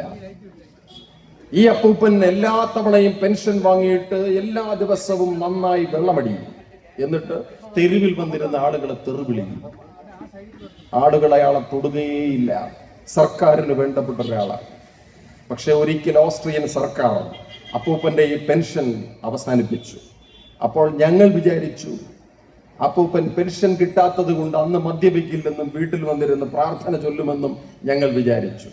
പക്ഷെ അപ്പൂപ്പൻ അന്ന് ചെയ്തത് പതിവിലുമേറെ മദ്യപിച്ചുകൊണ്ട് തെരുവിൽ ചെന്നിരുന്ന് ആളുകളെ തെറിവിളിക്കാൻ ആരംഭിച്ചപ്പോൾ ആളുകൾ അയാളെ കാലിൽ തൂക്കിയെടുത്ത് ചുമരിലടിച്ച് അപ്പൂപ്പനെ കൊന്നു. Full stop. മലയാളത്തിൽ ഒരു റൈറ്ററും ഇങ്ങനെ ഒരു അപ്പൂപ്പനെ കൊന്നിട്ടില്ല. പക്ഷെ ബഹുമിൽ ഹറാബൽ ക്ലോസ്ലി വാച്ച്ഡ് ട്രെയിനിൽ വളരെ സിമ്പിളായി ഒരു പൂമ്പാറ്റ എടുത്ത് വെള്ളത്തിലിടുന്ന ലാഘവത്തോടെ അപ്പൂപ്പനെ തട്ടി. രണ്ടാമത്തെ അപ്പൂപ്പനാണ് വളരെ രസകരം. ആ അപ്പൂപ്പനെ കുറിച്ച് ഹാബേൽ പറയുന്നത്, ആ അപ്പൂപ്പൻ സർക്കസിലെ ഒരു ഹിപ്നോട്ടിസ്റ്റ് ആയിരുന്നു. ഈ ബിസ്ക്കറ്റ് തിന്നുന്ന ലാഘവത്തോടു കൂടി ഒരു അപ്പൂപ്പനെ കുറിച്ച് പറയുകയാണ്, രുചികരമായി. അപ്പൂപ്പൻ സർക്കസിൽ ഹിപ്നോട്ടിസം ചെയ്യുമായിരുന്നു. മൃഗങ്ങളെ മയക്കും, കോമാളികളെ മയക്കും, കാണികളെ മയക്കും, അവരുടെ മനസ്സ് വായിക്കുന്ന ഒരു ഹിപ്നോട്ടിസ്റ്റ് ആയിരുന്നു. നമ്മുടെ സർക്കസിൽ അങ്ങനെ ഹിപ്നോട്ടിസ്റ്റുകളില്ല. ഈ അപ്പൂപ്പൻ ഒരു ദിവസം കസാലയിലിരിക്കുമ്പോൾ ഒരാൾ വന്ന് പറഞ്ഞു, നീ എത്രയും പെട്ടെന്ന് നിന്റെ സമ്പാദ്യം മുഴുവൻ ചുരുട്ടിക്കെട്ടിയിട്ട് ഇവിടെ നിന്ന് രക്ഷപ്പെടാൻ നോക്കൂ, അതല്ലെങ്കിൽ ഫാസിസ്റ്റ് പട്ടാളം ഇവിടെ ഇരച്ചു കയറിയിട്ട് നമ്മുടെ വീടുകളൊക്കെ തകർത്തു കളയും, നമ്മുടെ ആരാധനാലയങ്ങളൊക്കെ തകർത്തു കളയും, നമ്മുടെ കുഞ്ഞുങ്ങളെ അവർ ജീവനോടുകൂടി തീയിലേക്ക് വലിച്ചെറിയും. അപ്പൂപ്പൻ പറഞ്ഞു, എന്ത് ഫാസിസ്റ്റ്, എന്ത് നാസി പട്ടാളം, എനിക്ക് അവന്മാരൊക്കെ വെറും പുല്ലാണ്, അവന്മാരൊക്കെ ഇങ്ങ് വരട്ടെ, ഞാൻ കാണിച്ചു കൊടുക്കാം. അപ്പൂപ്പൻ നാസി പട്ടാളം പ്രേഗിലേക്ക് ഇരിച്ചു കയറുമ്പോൾ തിരിഞ്ഞു നോക്കുന്ന സന്ദർഭത്തിൽ അയാൾ കാണുന്നുണ്ട് അവിടുത്തെ ജനങ്ങൾ രക്ഷ വിളിച്ചുകൊണ്ട്, അവർക്കറിയാവുന്ന ദൈവങ്ങളെ വിളിച്ചുകൊണ്ട് ഓടിപ്പോകുന്നത് ഈ അപ്പൂപ്പൻ കാണുന്നുണ്ട്. പക്ഷെ അപ്പൂപ്പൻ അവിടെ നിന്ന് വരുന്ന നാസി പട്ടാളത്തിന്റെ മുഖത്തേക്ക് കൈ ചുരുട്ടിയിട്ട് തന്റെ ഹിപ്നോട്ടിസ്റ്റ് വിദ്യ പ്രയോഗിച്ചു. പട്ടാളം അവിടെ നിന്നു. അതേത് പട്ടാളവും നിൽക്കും. അവർ വിചാരിച്ചത് ഏതോ തലയ്ക്ക് സുഖമില്ലാത്ത അപ്പൂപ്പൻ അവിടെ നിന്നിട്ട് അവരോട് എന്തോ പറയുന്നു എന്നാണ്. പക്ഷെ ഈ മൂപ്പിലാൻ വിചാരിച്ചത് ഇയാളുടെ ഹിപ്നോട്ടിസത്തിന്റെ ശക്തി കൊണ്ടാണ് നാസി പട്ടാളം അവിടെ നിൽക്കുന്നതെന്നാണ്. നമ്മുടെ നാട്ടിലെ വർഗീയവാദികളുടെയും അവസ്ഥ ഇതാണ്. ഏതെങ്കിലും ഒരു മന്ത്രം ഉറക്കെ പറഞ്ഞാൽ ഫാസിസം നിന്നു പോകുമെന്നാണ് ആ വിഡ്ഢികൾ വിചാരിച്ചു കൊണ്ടിരിക്കുന്നത്. നമ്മുടെ നാട്ടിലെ ഫാസിസ്റ്റുകളുടെ വിചാരം മരിച്ചുപോയ ഏതെങ്കിലും ഒരു രാജാവിനെ കുടിമാടത്തിൽ നിന്ന് എടുത്തുകൊണ്ടുവന്ന് സിംഹാസനത്തിലിരുത്തിയാൽ അവസാനിക്കുന്നതാണ് ഫാസിസം എന്നാണ് അവർ വിചാരിച്ചു കൊണ്ടിരിക്കുന്നത്. അങ്ങനല്ല. ഫാസിസത്തെ അവസാനിപ്പിക്കാൻ ചിന്തയുടെയും അന്വേഷണത്തിന്റെയും മനോവീര്യത്തിന്റെയും മനുഷ്യ സ്നേഹത്തിന്റെയും മരുന്നുകൾ വേണമെന്ന് നമ്മളെ പഠിപ്പിച്ചത് ഒരു ചെറിയ പെൺകുട്ടിയാണ്. ആ പെൺകുട്ടിയുടെ പേര് ആൻ ഫ്രാങ്ക് എന്നാണ്. ആ ആൻ ഫ്രാങ്കിന്റെ ജർമ്മനിയിലേക്ക് പോയിട്ട് പണ്ട് ഷിജു യൂണിവേഴ്സിറ്റി കോളേജിൽ പഠിക്കുന്ന കാലത്ത് എനിക്ക് അയച്ച മെസ്സേജ് എനിക്ക് ഇപ്പോഴും ഓർമ്മയുണ്ട്. ശ്രദ്ധിക്കേട്ട, ഞാൻ ആൻ ഫ്രാങ്കിന്റെ സ്ഥലത്ത് നിൽക്കുകയാണ്.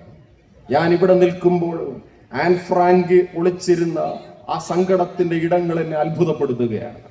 ആൻ ഫ്രാങ്ക് നടന്നുപോയ വഴികളിലൂടെ ഞാൻ നടന്നുകൊണ്ടിരിക്കുകയാണ്. തീർച്ചയായും അക്ഷരം ലൈബ്രറിയിലും ആൻ ഫ്രാങ്കിന്റെ അസ്വസ്ഥതകളുടെ വേദനയുള്ള ആ പുസ്തകം ഉണ്ടായിരിക്കുമെന്നുള്ള കാര്യത്തിൽ എനിക്ക് സംശയമില്ല. ഫ്രാങ്ക് പറയുന്നത് എനിക്ക് 13 വയസ്സ് മാത്രമേ ഉള്ളൂ എന്ന് പറഞ്ഞാൽ ഞാൻ ഓടിക്കളിക്കേണ്ട ഒരു പ്രായത്തിലാണ്. ഞാൻ വീട്ടിലിരുന്ന് ബിസ്ക്കറ്റും പാലും കഴിക്കേണ്ട ഒരു പ്രായത്തിലാണ്. ഞാൻ എൻ്റെ മാതാപിതാക്കളുടെ സ്നേഹം അനുഭവിച്ച് അവരോടൊപ്പം ഏതെങ്കിലും ഒരു വിനോദം കണ്ടിരിക്കേണ്ട പ്രായത്തിലാണ്. പക്ഷെ ഞാൻ കാണുന്നത് ഈ വിനോദമോ മാധുര്യമോ ഒന്നുമല്ല. എൻ്റെ നാട് പിടിക്കപ്പെട്ടുകൊണ്ടിരിക്കുകയാണ്. മതഭ്രാന്ത് തലയ്ക്കു കയറിയ ആര്യൻ വംശത്തിന്റെ രാഷ്ട്രീയം തലയ്ക്ക് ആന്ധ്യം പോലെ പിടിച്ച ഹിറ്റ്ലറിന്റെ SS പട്ടാളം ഏത് സമയത്താണ് എൻ്റെ വീട്ടിൽ വന്ന് നോക്ക് ചെയ്യുക എന്നെനിക്കറിയില്ല. തുടക്കം മുതൽ തന്നെ ആ കൃതി പറയുന്നത് ആ രീതിയിലാണ്. ആരോടാ പറയുന്നത്? കിറ്റി എന്ന ഡയറിയോടാണ്. ഏത് മനുഷ്യനോട് തന്റെ സങ്കടം പറയണമെന്ന് ആൻ ഫ്രാങ്കിന് അറിയില്ല. ഇതാണ് വർഗീയവാദികൾ പിടിച്ചെടുക്കുന്ന രാഷ്ട്രത്തിന്റെ അവസ്ഥ. ഇതായിരുന്നു ഗുജറാത്തിലെ അവസ്ഥ. ഇതാണ് മണിപ്പൂരിലെ സാഹചര്യം. ഇതാണ് കേരളത്തിലും വർഗീയവാദം നടക്കുമ്പോൾ ഏത് സന്ദർഭത്തിലെയും അവസ്ഥ എന്നുള്ളത് നമ്മൾ മറക്കാൻ പാടില്ല. പ്രിയപ്പെട്ട ബാലചന്ദ്രൻ സാറ് അദ്ദേഹത്തിന്റെ ഏറ്റവും ആത്മാർത്ഥമായ വാക്കുകൾ കൊണ്ട് എന്നെ അടയാളപ്പെടുത്തിയല്ലോ. ഞാനിത് പഠിച്ചത് എവിടെ വെച്ചാണെന്നറിയാമോ? ബാബറി മസ്ജിദ് കലാപം, ഒരു പള്ളിയുടെ പേരിലുള്ള സംഘർഷം, വർഗീയതയുടെ പല രൂപത്തിൽ ഇന്ത്യ മഹാരാജ്യത്തിൽ കത്തിപ്പടർന്നുകൊണ്ടിരിക്കുമ്പോൾ അതിന്റെ ഒരു പൊരി വീണ വീടിനകത്തു നിന്ന് തീപ്പന്തത്തിൽ നിന്ന് രക്ഷപ്പെട്ടു വന്ന ഒരു ബാല്യം എനിക്കുമുണ്ടായിരുന്നു. രാത്രിയിൽ കിടക്കാൻ പോകുമ്പോൾ ഞങ്ങൾ കിടക്കുന്ന വീട് കത്തിപ്പിടിക്കുമെന്ന് എനിക്കറിയുമായിരുന്നില്ല. പക്ഷെ പടർന്ന തീപ്പന്തത്തിനകത്ത്, വർഗീയതയുടെ തീച്ചൂളകൾക്കകത്ത് ഞാനും പെട്ട് വെന്ത് മരിച്ചു പോയിരുന്നെങ്കിൽ നിങ്ങളുടെ മുന്നിൽ സംസാരിക്കാൻ ഇന്ന് ഈ ഡോക്ടർ എം.എ. സിദ്ദീഖ് ഉണ്ടാകുമായിരുന്നില്ല. ആ ബോധ്യത്തിൽ നിന്ന് എനിക്കൊരു കാര്യം മനസ്സിലായി. ഈ തീപ്പന്തം ആരാണ് കൊളുത്തിയത്? ഏത് ഫാസിസ്റ്റാണ് ഈ പന്തത്തിന് തീ കൊളുത്തുമ്പോൾ? എന്റെ മതത്തിൽപ്പെടാത്ത ഒരാൾ ഈ വീടിനുള്ളിൽ ഉറങ്ങുന്നുണ്ട് എന്നും ആ വീടിനുള്ളിൽ വെച്ച് അവനെ കത്തിക്കണമെന്നും വിചാരിച്ച ആന്ധ്യത്തിന്റെ പേരെന്താണ്? ആ പേര് ഇന്ത്യ കണ്ടിട്ടില്ലാത്ത, കേരളം കണ്ടിട്ടില്ലാത്ത ആൻ ഫ്രാങ്കിന്റെ പുസ്തകത്തിൽ നിന്ന് നമ്മൾ വായിച്ചെടുക്കുകയാണ്. എന്റെ വീട്ടിലേക്ക് ഫാസിസത്തിന്റെ പട്ടാളം ഇരച്ചു കയറുന്നതിന് ഞാൻ കാത്തിരിക്കുകയാണ്. ഞങ്ങൾ വീടിനൊരു നിലവറയുണ്ടാക്കിയിട്ടുണ്ട്. ആ നിലവറയ്ക്കകത്തേക്ക് ഞങ്ങൾ ഓരോ തവണയും ഓരോ നോക്ക് കേൾക്കുമ്പോഴും പേടിച്ചോടുന്നതിനെ കുറിച്ച് ആ 13 വയസ്സുള്ള പെൺകുട്ടി പറയുന്നുണ്ട്. എനിക്ക് ഏറ്റവും സ്ട്രൈക്ക് ചെയ്ത വാക്യം അതല്ല. അവൾ ഒരു ഘട്ടത്തിൽ പറയും, നിങ്ങൾക്ക് ഒന്നുറക്കെ ചിരിച്ചുകൂടെ? ഒന്നുറക്കെ ചിരിച്ചാൽ തീരുന്ന പ്രശ്നമാണ് എനിക്കുള്ളതെന്ന് എനിക്കറിയാം. ഇപ്പോഴും ആ വാക്യം പൂർണ്ണമായി വായിച്ചു തീർക്കാൻ എനിക്ക് കഴിയുന്നില്ല. ഇവിടെ ഇപ്പോൾ കഴിഞ്ഞ ദിവസങ്ങളിൽ സംസാരിച്ച ബെന്യാമിൻ ഉണ്ടല്ലോ, അദ്ദേഹത്തിന്റെ ആടുജീവിതത്തിന്റെ ആദ്യ പതിപ്പ് ഇറങ്ങിയപ്പോൾ തന്നെ അത് വായിച്ച ഒരാളാണ് ഞാൻ. എനിക്കറിയാമായിരുന്നു ഈ നോവൽ കുതിച്ചു കയറി മലയാളിയുടെ വായനാ സംസ്കാരത്തിൽ രമണന് ശേഷം, ഒരു സങ്കീർത്തനത്തിന് ശേഷം മലയാളിയുടെ വായനയെ പിടിച്ചു കുലുക്കാൻ പോകുന്ന നജീബിന്റെ ജീവിതമാണ് അത് എന്ന് എനിക്കറിയാമായിരുന്നു. അതിലെ ഏറ്റവും വികാരസാന്ദ്രമായ രംഗമെത്തുമ്പോൾ നജീബ് നാട്ടിൽ നിന്ന് തൊഴിലിടം അന്വേഷിച്ച് അറേബ്യയിലേക്ക് പോവുകയും ആ അറേബ്യയിൽ അയാൾ കള്ളത്തിലൂടെ വേറൊരു വഴിക്ക് ഡൈവേർട്ട് ചെയ്യപ്പെടുകയും അയാളുടെ അക്കാമ കൈവശമില്ലാത്ത ഒരു അറബിയുടെ ആടുമാടുകളെ മേയ്ക്കാൻ വേണ്ടി മരുഭൂമിയിലേക്ക് വലിച്ചെറിയപ്പെടുകയും ചെയ്യുമ്പോൾ നാട്ടിൽ തന്നെ യാത്രയാക്കാൻ വേണ്ടിയിട്ട് വന്നു നിന്ന ഭാര്യയുടെ വയറ്റിലെ ഗർഭം അയാളുടെ ഉള്ളിലുണ്ട്. എന്റെ കുഞ്ഞകത്ത് കിടക്കുക. 1.5 or 2 മാസം മാത്രം പ്രായമുള്ള ഒരു കുഞ്ഞിനെ അമ്മയുടെ ഉദരത്തിൽ വെച്ചിട്ട് തന്റെ പൊന്നുകുഞ്ഞ് പുറത്തേക്ക് വരുമ്പോൾ അതിന്റെ പുഞ്ചിരി കാണാൻ ആഗ്രഹിക്കുന്ന ഒരു പിതാവിനെ പോലെ ആ മണലാരണ്യത്തിൽ കിടക്കുന്ന സന്ദർഭത്തിൽ അയാൾ ഗർഭിണിയായ ഒരാടിനെ കെട്ടിപ്പിടിക്കുന്ന രംഗമുണ്ട്. എന്റെ കുഞ്ഞ്, ഈ ആടിന്റെ ഉദരത്തിൽ കിടക്കുന്നത് എന്റെ കുഞ്ഞാണെന്ന ബോധ്യത്തോടു കൂടി നജീബ് കെട്ടിപ്പിടിച്ച രംഗമെന്ന് സത്യത്തിൽ എനിക്ക് വായിക്കാൻ പറ്റിയില്ല. ഞാൻ ആ പേജുകളൊക്കെ വലിച്ചു കീറിക്കളയാനാണ് ആഗ്രഹിച്ചത്. കാരണം ആ സന്ദർഭത്തിൽ എന്റെ ജീവിത പങ്കാളിയും ഗർഭിണിയാണ്. അവളുടെ വയറ്റിലിരിക്കുന്നത് എന്റെ കുഞ്ഞാണ്. തള്ളയ്ക്ക് പിറന്നവർക്കൊരിക്കലും ആ സംഘർഷത്തെ ഒരുപോലെ അതിജീവിക്കാൻ പറ്റില്ല. നമുക്കത് സഹിക്കാൻ പറ്റില്ല. അതാണ് മനുഷ്യത്വത്തിന്റെ ലക്ഷണം. ഈ ലക്ഷണമുള്ളത് കൊണ്ടാണ് ആൻ ഫ്രാങ്കിന്റെ ഈ സങ്കടം നമുക്കിവിടെ ഇരുന്നിട്ട് മനസ്സിലാവുന്നത്. പക്ഷേ ഒരു ഫാസിസ്റ്റിന് അത് വായിച്ചാൽ മനസ്സിലാവുകയില്ല. ഫാസിസം ഉള്ളിൽ പ്രത്യയശാസ്ത്രം പോലെ കൊണ്ടു നടക്കുന്നവർക്ക് ഭക്ഷണത്തിന്റെ കാര്യം പറയുമ്പോഴും ജാതിയും മതവും പറഞ്ഞല്ലാതെ അത് പറയാൻ കഴിയുകയില്ല. ഫാസിസത്തെ ഉള്ളിൽ കൊണ്ടു നടക്കുന്നവർക്ക് സമാധാനത്തോടുകൂടി ഉറങ്ങാൻ കഴിയുകയില്ല. അതുകൊണ്ടാണ് പടച്ചവൻ അദ്ദേഹത്തിന്റെ ഏറ്റവും വലിയ, ഖുർആനിലെ ഏറ്റവും വലിയ പ്രാർത്ഥനകളിൽ ഒന്ന്, ഖുൽ അഊദു ബിറബ്ബിന്നാസ് മലിക്കിന്നാസ് ഇലാഹിന്നാസ് മിൻ ശർറിൽ വസ്വാസിൽ ഖന്നാസ് അല്ലദീ യുവസ്വിസു ഫീ സുദൂരിന്നാസ്. എന്തേ ഖുർആനിൽ ഖുൽ അഊദു ബിറബ്ബിൽ മുസ്ലിമൂൻ എന്ന് എഴുതിയില്ല? ഇസ്ലാം മുസ്ലിമീങ്ങളുടെ മാത്രം മതമാണെങ്കിൽ, ഖുർആൻ മുസ്ലിമീങ്ങളുടെ മാത്രം ഗ്രന്ഥമാണെങ്കിൽ, എന്തുകൊണ്ട് ഖുർആനിന്റെ ഉള്ളിൽ ഏറ്റവും വരിഷ്ഠമായ പ്രാർത്ഥനകളിൽ ഒന്ന് ഖുൽ ഹുവല്ലാഹു അഹദ് കഴിഞ്ഞാൽ പിന്നെ ഖുൽ അഊദു ബിറബ്ബിൻ നാസ്? അല്ലയോ മനുഷ്യരെ മനുഷ്യരെ മനുഷ്യരെ എന്ന് ഖുർആൻ അഭിസംബോധന ചെയ്യുന്നത് എന്തുകൊണ്ടാണ്? ഛാന്തോഗ്യോപനിഷത്തിലെ ഏറ്റവും പ്രധാനപ്പെട്ട പ്രാർത്ഥനകളിൽ ഒന്നിൽ മനുഷ്യൻ മനുഷ്യൻ മനുഷ്യൻ എന്നത് ആവർത്തിച്ചു കൊണ്ടിരിക്കുന്നത്. മതമല്ല വലുത്, മനുഷ്യത്വമാണ് വലുത് എന്ന് പ്രഖ്യാപിക്കുന്ന ആ പ്രത്യയശാസ്ത്രത്തെ തിരിച്ചറിയാൻ വർഗീയതയെ പ്രതിരോധിക്കുന്ന മനസ്സ് നമ്മളിൽ കടന്നു വരുമ്പോൾ നമുക്ക് കഴിയണം. ഞാൻ പറഞ്ഞത് ആൻ ഫ്രാങ്കിന്റെ ആ സങ്കടമാണ്. അവൾ ചോദിക്കുകയാണ്, നിങ്ങൾക്കൊന്ന് ഉറക്കെ ചിരിച്ചുകൂടെ? ഈ നാസി ജർമ്മനിയിൽ ഒരു നല്ല ചിരി കണ്ടിട്ട് എത്ര കാലമായെന്നറിയുമോ? ഞാനൊരു നല്ല ചിരി കണ്ടിട്ട് ഒരുപാട് കാലമായി കേട്ടോ. ഒരു നല്ല ചിരിക്ക് 10 വലേറിയൻ ഗുളികകളെക്കാൾ ശക്തിയുണ്ട് കേട്ടോ. വലേറിയൻ ഗുളിക എന്ന് പറഞ്ഞാൽ വിഷാദം വരുമ്പോൾ നമ്മൾ കഴിക്കുന്ന ഗുളികയാണ്. വിഷാദം വന്നിട്ടുള്ളവർക്കറിയാം വിഷാദം നമ്മളെ എടുത്തടിക്കുന്ന രീതി.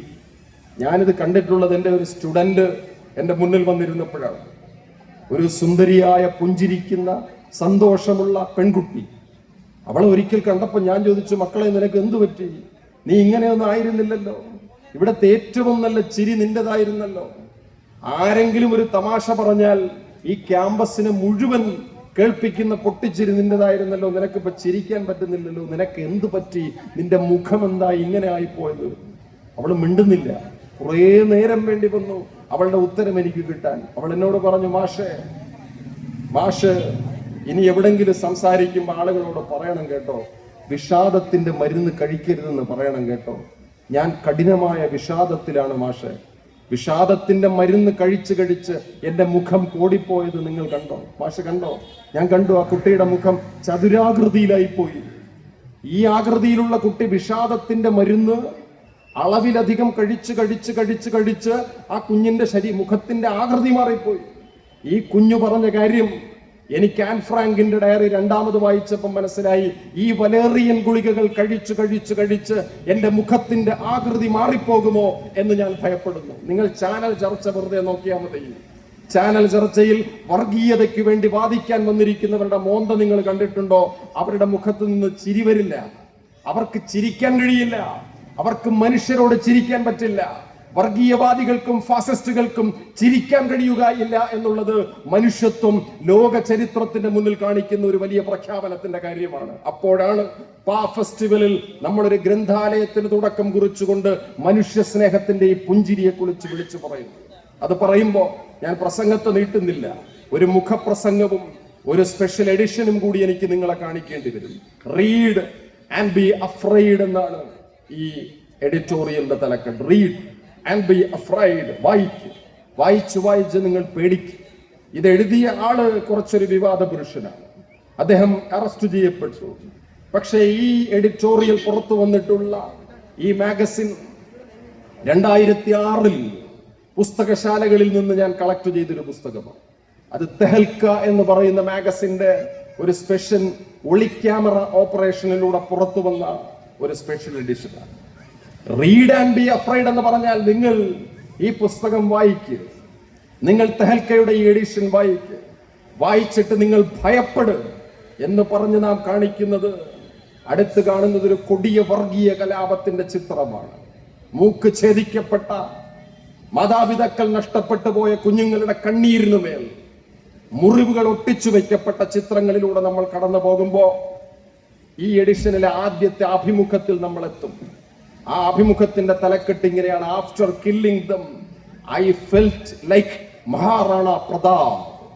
ഞാൻ അവരെ കൊന്നു കഴിഞ്ഞപ്പോൾ, ഒരാളെ അല്ല, 100 കണക്കിന് മനുഷ്യരെ ഒരു ഉളുപ്പുമില്ലാതെ ഞാൻ കൊന്നുകളഞ്ഞപ്പോൾ എന്തായിരുന്നു അവരെ കൊല്ലാനുള്ള ചോദന എന്നറിയുമോ?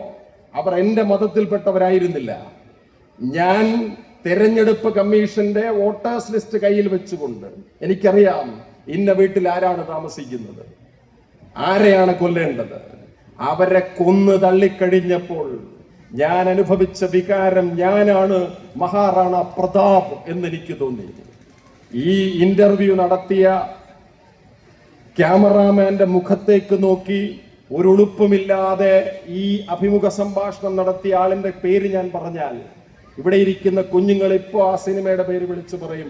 അയാളുടെ പേരാണ് ബാബു ബജ്റംഗി. ബാബു ബജ്റംഗി എന്നൊരു മനുഷ്യൻ ജീവനോടെ ഉണ്ടായിരുന്നു. അയാൾ ആയിരക്കണക്കിന് മനുഷ്യരെ കൊല ചെയ്തിരുന്നു. നമ്മൾ എമ്പുരാൻ സിനിമയിൽ കണ്ടതുപോലല്ല, അതുക്കും മേലെ. നിങ്ങളൊരു 25 ലക്ഷം മനുഷ്യരെ എനിക്ക് കാട്ടിത്താ, ഞാൻ അവരെയെല്ലാം കൊന്നൊടുക്കി ആ സ്ഥലമെല്ലാം ശരിയാക്കി തരാമെന്ന് പ്രഖ്യാപിക്കുന്ന തരത്തിൽ വർഗീയതയെ ഒരു വലിയ രാഷ്ട്രീയ പ്രഖ്യാപനമാക്കി തീർത്ത ബാബു ബജ്റംഗിയും അയാളുടെ കൂട്ടാളികളും നടത്തുന്ന കുംഭസാരത്തിന്റെ കഥയാണ് ഈ പുസ്തകം മുഴുവൻ. ഇത് മുഴുവൻ വായിച്ചുകൊണ്ട് നെഞ്ചിടിപ്പോട് കൂടിയല്ല നമുക്ക് കിടക്കപ്പായിലേക്ക് പോകാൻ പറ്റില്ല. ഈ രീതിയിലേക്ക് നമ്മുടെ രാഷ്ട്രം മാറണമോ എന്നുള്ള ചോദ്യത്തിന്റെ പ്രധാനപ്പെട്ട ഒരു പ്രതിരോധമാണ് നാം വർഗീയതയ്ക്ക് കീഴടങ്ങി കൊടുക്കരുത്, നാം ഫാസിസത്തിന് കീഴടങ്ങി കൊടുക്കരുത് എന്ന് ആൻ ഫ്രാങ്കിനെ ഉദ്ധരിച്ചുകൊണ്ട് ഉറക്കെ പറയുന്ന പ്രധാനപ്പെട്ട ഒരു കാര്യം. അത് പറയുമ്പോ ചിലര് പറയും, ബാബു ബജ്റംഗിയെ പോലെ അല്ല നമ്മൾ വലിയ ആളാണ്. ആ കൂട്ടത്തിൽ ഒരാളാണ് ബാബു ബജ്റംഗിയെ വിമർശിക്കുന്ന, വർഗീയതയെ വിമർശിക്കുന്ന ഒരു ഉസ്താദ്. ഈ അടുത്ത കാലത്ത് പ്രസംഗിച്ചത്. പറയുമ്പോൾ ഞാൻ ഉസ്താദുമാർക്ക് എതിരാണെന്നൊന്നും ആരും വിചാരിക്കരുത്. എൻ്റെ ഉപ്പ ഒരു ഉസ്താദായിരുന്നു. ഈ നെടുമങ്ങാടുള്ള ഒരു പാവപ്പെട്ട ഉസ്താദായിരുന്നു പുള്ളി. ഒരു പള്ളിയിലെ ഇമാമായിരുന്നു അദ്ദേഹം. എൻ്റെ കുട്ടിക്കാലത്തെ ഏറ്റവും മധുരമുള്ള ഓർമ്മകളിലൊന്ന് എൻ്റെ ഉപ്പാപ്പ കൈവെള്ളയിലേക്ക് എണ്ണിത്തരുന്ന ബിസ്ക്കറ്റിന്റെ എണ്ണമാണ്. പഴയ ബ്രിട്ടാനിയ ബിസ്ക്കറ്റ് 1, 2, 3, 4, 5. വാഹിദുൻ ഇഥ്നാനി ഥലാഥ അർബ ഖംസ 1, 2, 3, 4. ഉപ്പാപ്പ പറയും ഖുൽ അഊദു ബിറബ്ബിന്നാസ് മലിക്കിന്നാസ് ഇലാഹിന്നാസ് മിൻ ശർറിൽ വസ്വാസിൽ ഖന്നാസ്. ഞാൻ നേരത്തെ വർത്തമാനം പറഞ്ഞപ്പോൾ പറഞ്ഞല്ലോ, ഖുൽ അഊദു ബിറബ്ബിന്നാസ് പറഞ്ഞ പടച്ചവൻ പഠിപ്പിച്ചത് നിങ്ങൾ എല്ലായ്പ്പോഴും എന്നോട് കാവലിനെ തേടിക്കൊണ്ടിരിക്കണം. ആരാണോ മനുഷ്യർക്കിടയിൽ വന്ന് മനുഷ്യരെ ഭിന്നിപ്പിക്കുന്നത്, മനുഷ്യർക്കിടയിൽ മതിൽക്കെട്ടുകൾ നിർമ്മിക്കുന്നത്, മനുഷ്യർക്കിടയിൽ സ്നേഹത്തിന്റെ ആ സ്വാധീനത്തിന് വിഘാതം നിർമ്മിക്കുന്നത്, അങ്ങനെയുള്ളവർക്കെതിരെ നിങ്ങൾ റബ്ബിനോട് കാവലിനെ തേടിക്കൊണ്ടിരിക്കണമെന്ന് പറയുന്ന ഇസ്ലാമിന്റെ പ്രത്യയശാസ്ത്രത്തിൽ വിശ്വസിക്കുന്നു എന്ന് പറയുന്ന ഒരാളാണ് ആ പാവം വല്യമായ തെറി വിളിച്ചത്. റജീന, ഷംല, സൈന എന്നൊക്കെ പറഞ്ഞിട്ട് ഒരു വല്യമ്മ മഞ്ഞുകട്ട എറിഞ്ഞ് കളിക്കുകയാണ് അത്രേ. 25 വർഷമായി ആ വല്യമ്മക്ക് ഭർത്താവ് മരിച്ചുപോയി വല്യമ്മക്ക് വീട്ടിലിരുന്ന് സ്വലാത്ത് പറഞ്ഞിരുന്നൂടെ എന്നുള്ളതാണ് ചോദ്യം. ഈ ഉപ്പാപ്പായാണോ ഫാസിസത്തെ നിഷേധിക്കുന്നത്? ഞാനപ്പോ എന്റെ മോനോട് ചോദിച്ചു, മക്കളെ ഈ ഉസ്താദിന് എത്ര പ്രായം കാണും? ആ പറഞ്ഞൊരു 75 വയസ്സ് കുറയാതെ കാണും. 75, താടിയുടെയൊക്കെ നോക്കിക്കഴിഞ്ഞാൽ 75. ഈ വല്യുമ്മാക്ക് എത്രയാണ് പ്രായം? ഇപ്പൊ ഈ ഉസ്താദ് വല്യുമ്മ എന്ന് വിളിക്കുന്ന ഈ ഉമ്മാക്ക് എത്രയാണ് പ്രായം? അത് 55 വയസ്സ്. അപ്പൊ 75 വയസ്സുള്ള മൂപ്പിൽസ്, ഞാൻ 75 വയസ്സുള്ള ഒരു പരിഹസിക്കുകയല്ല കേട്ടോ, 75 വയസ്സുള്ള ഉപ്പുപ്പ 55 വയസ്സുള്ള ഒരു തരുണി മണിയെ വിളിക്കുകയാണ് വല്യുമ്മ എന്ന് പറഞ്ഞാൽ ആ ഉപ്പുപ്പയുടെ മനസ്സിൽ ഇപ്പം അയാൾക്ക് 18 വയസ്സേ ഉള്ളൂ. ഉമ്മായ വല്യുമ്മ അവിടെ ഇരുന്ന്, വല്യുമ്മ മഞ്ഞുകട്ടയല്ല, വേണമെങ്കിൽ ഹിമാലയം എറിഞ്ഞ് കളിക്കുമെന്ന് പറയാൻ കഴിയുന്ന ബോധ്യത്തിന്റെ പേരാണ് ജനാധിപത്യം. അപ്പൊ ഉടനെ ചിലർ പറയും, നിങ്ങൾ മതത്തെ തള്ളി പറഞ്ഞിരിക്കുന്നു, നിങ്ങൾ ഉസ്താദുമാരെ എല്ലാം പരിഹസിച്ചിരിക്കുന്നു. ഇല്ല, ഉസ്താദുമാരെ പരിഹസിക്കില്ല. പാകിസ്ഥാൻ അപ്പുറത്ത് ജിന്ന ഉൽപ്പാദിപ്പിച്ചു കൊണ്ടിരുന്നപ്പോൾ പാകിസ്ഥാൻ അല്ല നമുക്ക് വേണ്ടത്, ഈ ഇന്ത്യ മഹാരാജ്യമാണെന്ന് പറഞ്ഞ മൗലാന അബുൽ കലാം ആസാദ് ഖുർആൻ പഠിച്ചിട്ടുള്ള, ഖുർആനിന് തഫ്സീർ എഴുതിയിട്ടുള്ള, ഹജ്ജ് ചെയ്തിട്ടുള്ള, 5 നേരവും നിസ്കരിക്കുന്ന, എല്ലാ നോമ്പും അനുഷ്ഠിക്കുന്ന, പടച്ചവനെ മനസ്സിലാക്കിയിട്ടുള്ള വിശുദ്ധനായ ഒരു പ്രഭാഷകനും പണ്ഡിതനുമാണ് എന്ന് പറയുമ്പോൾ മൗലാന അബുൽ കലാം ആസാദിന്റെ കാറ്റഗറിയിൽ പെടുന്ന ഒരാളല്ല ഈ പുള്ളി. ലിമൻ മാഫിസ് സമാവാതി വൽ അർദ് ഖുല്ലില്ലാഹ് കതബ അലാ നഫ്സിഹിർ റഹ്മ എന്നതാണ് ഖുർആനിന്റെ പ്രമാണം. ആരാണ് പടച്ചവൻ? നബീനോട് പറഞ്ഞു കൊടുക്കുക. നിന്നോട് ആളുകൾ ചോദിക്കും, റബ്ബിനെ കുറിച്ച് നീ പ്രസംഗിച്ചു കൊണ്ടിരിക്കുന്നു, അള്ളാഹിനെ കുറിച്ച് നീ പ്രസംഗിച്ചു കൊണ്ടിരിക്കുന്നു, പടച്ചവനെ ഭയപ്പെടുന്നതിനെ കുറിച്ച് നീ പ്രസംഗിച്ചു കൊണ്ടിരിക്കുന്നു. പക്ഷേ കൂട്ടത്തിൽ ഒരാളെങ്കിലും വന്ന് ചോദിക്കും, എന്താണ് ഈ റബ്ബ് എന്ന് ചോദിക്കുമ്പോൾ, വാട്ട് ഈസ് ഗോഡ് എന്ന് ചോദിക്കുമ്പോൾ പറഞ്ഞു കൊടുക്കേണ്ട മറുപടിയാണ് ഖുല്ലിമൻ മാഫിസ് സമാവാതി വൽ അർദ് ഖുല്ലില്ലാഹ് കതബ അലാ നഫ്സിഹിർ റഹ്മ. നഫ്സിൽ എഴുതി വെച്ച കാരുണ്യത്തിന്റെ പേരാകുന്നു പടച്ചവൻ എന്ന് പറഞ്ഞാൽ ദൈവം കാരുണ്യമാണ്, അല്ലാതെ ദൈവം ആയുധം അല്ല, ദൈവം കൊലപാതകമല്ല, ദൈവം വർഗീയ കലാപമല്ല, ദൈവം വിദ്വേഷമല്ല എന്ന് മാ വിദ്വിഷാവഹൈ എന്ന് ഈശാവാസ്യോപനിഷത്തും നമ്മളെ പഠിപ്പിക്കുന്നുണ്ട്. അത് തന്നെയാണ് കർത്താവ് നമ്മളെ പഠിപ്പിച്ച പാഠം. നമ്മളെ വിട്ടു പിരിഞ്ഞുപോയ ബെർഗാഗ്ലിയോ എന്ന് പറയാൻ കഴിയുന്ന ഫ്രാൻസിസ് പാപ്പയുടെ വിഷാദം, വിടവാങ്ങലിന്റെ ഓർമ്മ നമ്മുടെ മനസ്സിൽ നിൽക്കുന്ന കാലമാണ്. ആ കോവിഡിന്റെ സന്ദർഭത്തിലെ ഉർബിയുടെ ദിവസം നിങ്ങൾക്ക് ഓർമ്മയുണ്ടാകും. 2020 മാർച്ച് മാസം 23-ാം തീയതി ലോകത്തെമ്പാടും മനുഷ്യർ കോവിഡ് പിടിച്ച് ഓക്സിജൻ കിട്ടാതെ ആളുകൾ തെരുവിൽ മരിച്ചു വീണുകൊണ്ടിരുന്ന സന്ദർഭത്തിൽ സെയിന്റ് പീറ്റേഴ്സ്ബർഗിലെ വത്തിക്കാനിലെ കർത്താവിന്റെ തിരുസ്വരൂപത്തിന്റെ മുന്നിൽ നിന്ന് പാപ്പ പ്രാർത്ഥിക്കുകയും പ്രാർത്ഥനയ്ക്ക് ശേഷം പീറ്റേഴ്സ്ബർഗിൽ കയറി നിന്ന് അദ്ദേഹം ആളുകളോട് സംസാരിക്കുകയും ചെയ്ത വർത്തമാനം നമുക്കെല്ലാം അറിയാം. നമ്മുടെ നാട്ടിലെ ചില പാതിരിമാർ പറയുന്നത് പോലെ ക്രിസ്ത്യാനികൾ അവരുടെ വാഹനം മാത്രം ഉപയോഗിക്കണമെന്നും, ക്രിസ്ത്യാനികളുടെ വീട്ടിൽ മാത്രം താമസിക്കണമെന്നുമല്ല ഫ്രാൻസിസ് പാപ്പ പറഞ്ഞത് കർത്താവിന്റെ സുവിശേഷത്തിലെ ഏറ്റവും പ്രധാനപ്പെട്ട ഒരു വാക്യമാണ്. നാം ഈ ഭൂമിയുടെ മക്കളാണ്. നാം നേരിട്ടുകൊണ്ടിരിക്കുന്ന ഈ ദുരിതം നാം ഒരുമിച്ച് തന്നെ അതിജീവിക്കും. നാം ഒരൊറ്റ വള്ളത്തിലാണ്, നാം ഒരൊറ്റ പേടകത്തിലാണ്. നോഹയുടെ പേടകത്തിന്റെ ആ മിത്തിനെ മനുഷ്യ ചരിത്രത്തിൽ നിന്ന് കൊണ്ടുവന്നിട്ട് നാം ഒന്നാണ് എന്ന് പറയുമ്പോൾ അതാണ് ബൈബിളിന്റെ സ്വരൂപമെന്നും അതാണ് പീഡയുടെ സുവിശേഷമെന്നും പറയാൻ ശ്രമിക്കുകയായിരുന്നു ഫ്രാൻസിസ് പാപ്പ. പക്ഷേ നമ്മുടെ നാട്ടിലേതടക്കമുള്ള വർഗീയവാദികളുടെയും ഭീകരവാദികളുടെയും പ്രത്യയശാസ്ത്രം പടച്ചവന്റെയും ഈ പറയുന്ന കർത്താവിന്റെയും ഈശ്വരന്റെയും പ്രമാണമല്ല എന്നുള്ളത് നാം മനസ്സിൽ വെച്ചുകൊണ്ട് വേണം നാം നമ്മുടെ ജീവിതത്തിനെ സർഗാത്മകമായി ചിട്ടപ്പെടുത്താൻ എന്നുള്ളതാണ് പ്രധാനപ്പെട്ട കാര്യം. ഞാൻ ചുരുക്കുകയാണ്. ഇത് പറയുന്ന വിശ്രുതമായ ഒരു കവിതയുണ്ട്.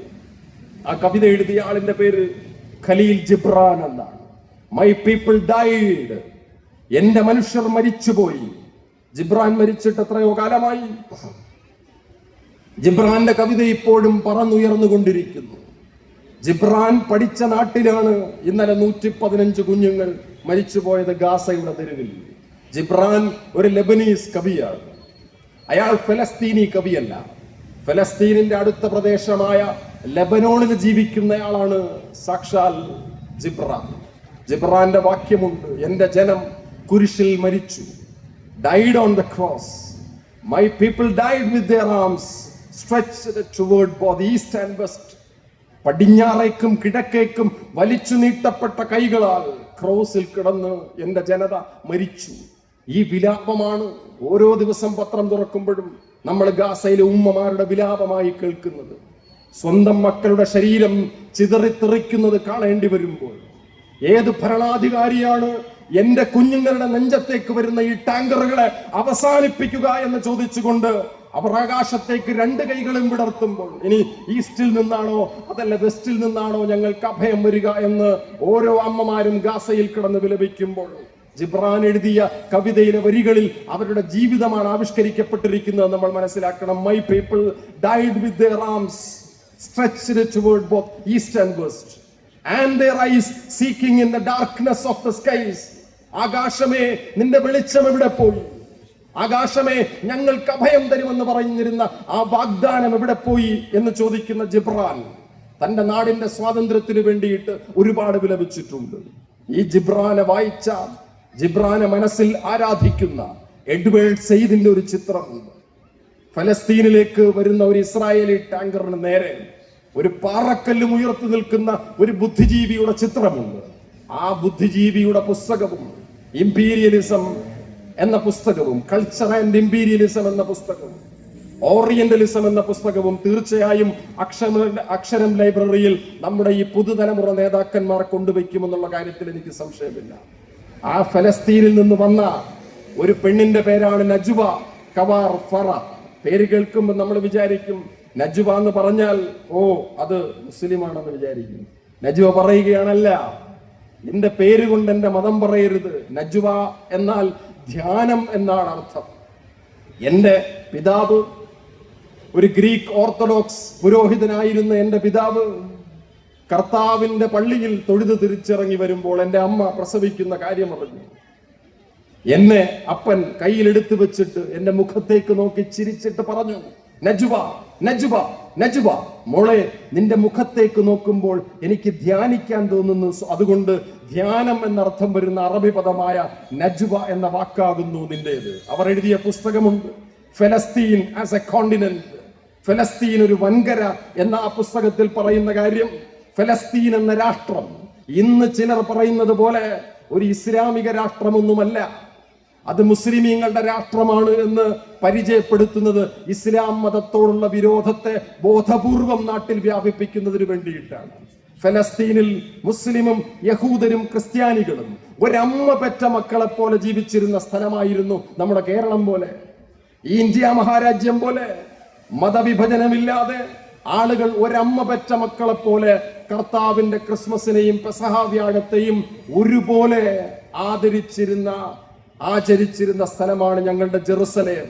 പേര് കേൾക്കുമ്പോ തന്നെ അറിഞ്ഞൂടെ, അവിടെയാണ് കർത്താവ് ജനിച്ചത്, അവിടെയാണ് ഞാൻ വളർന്നത്.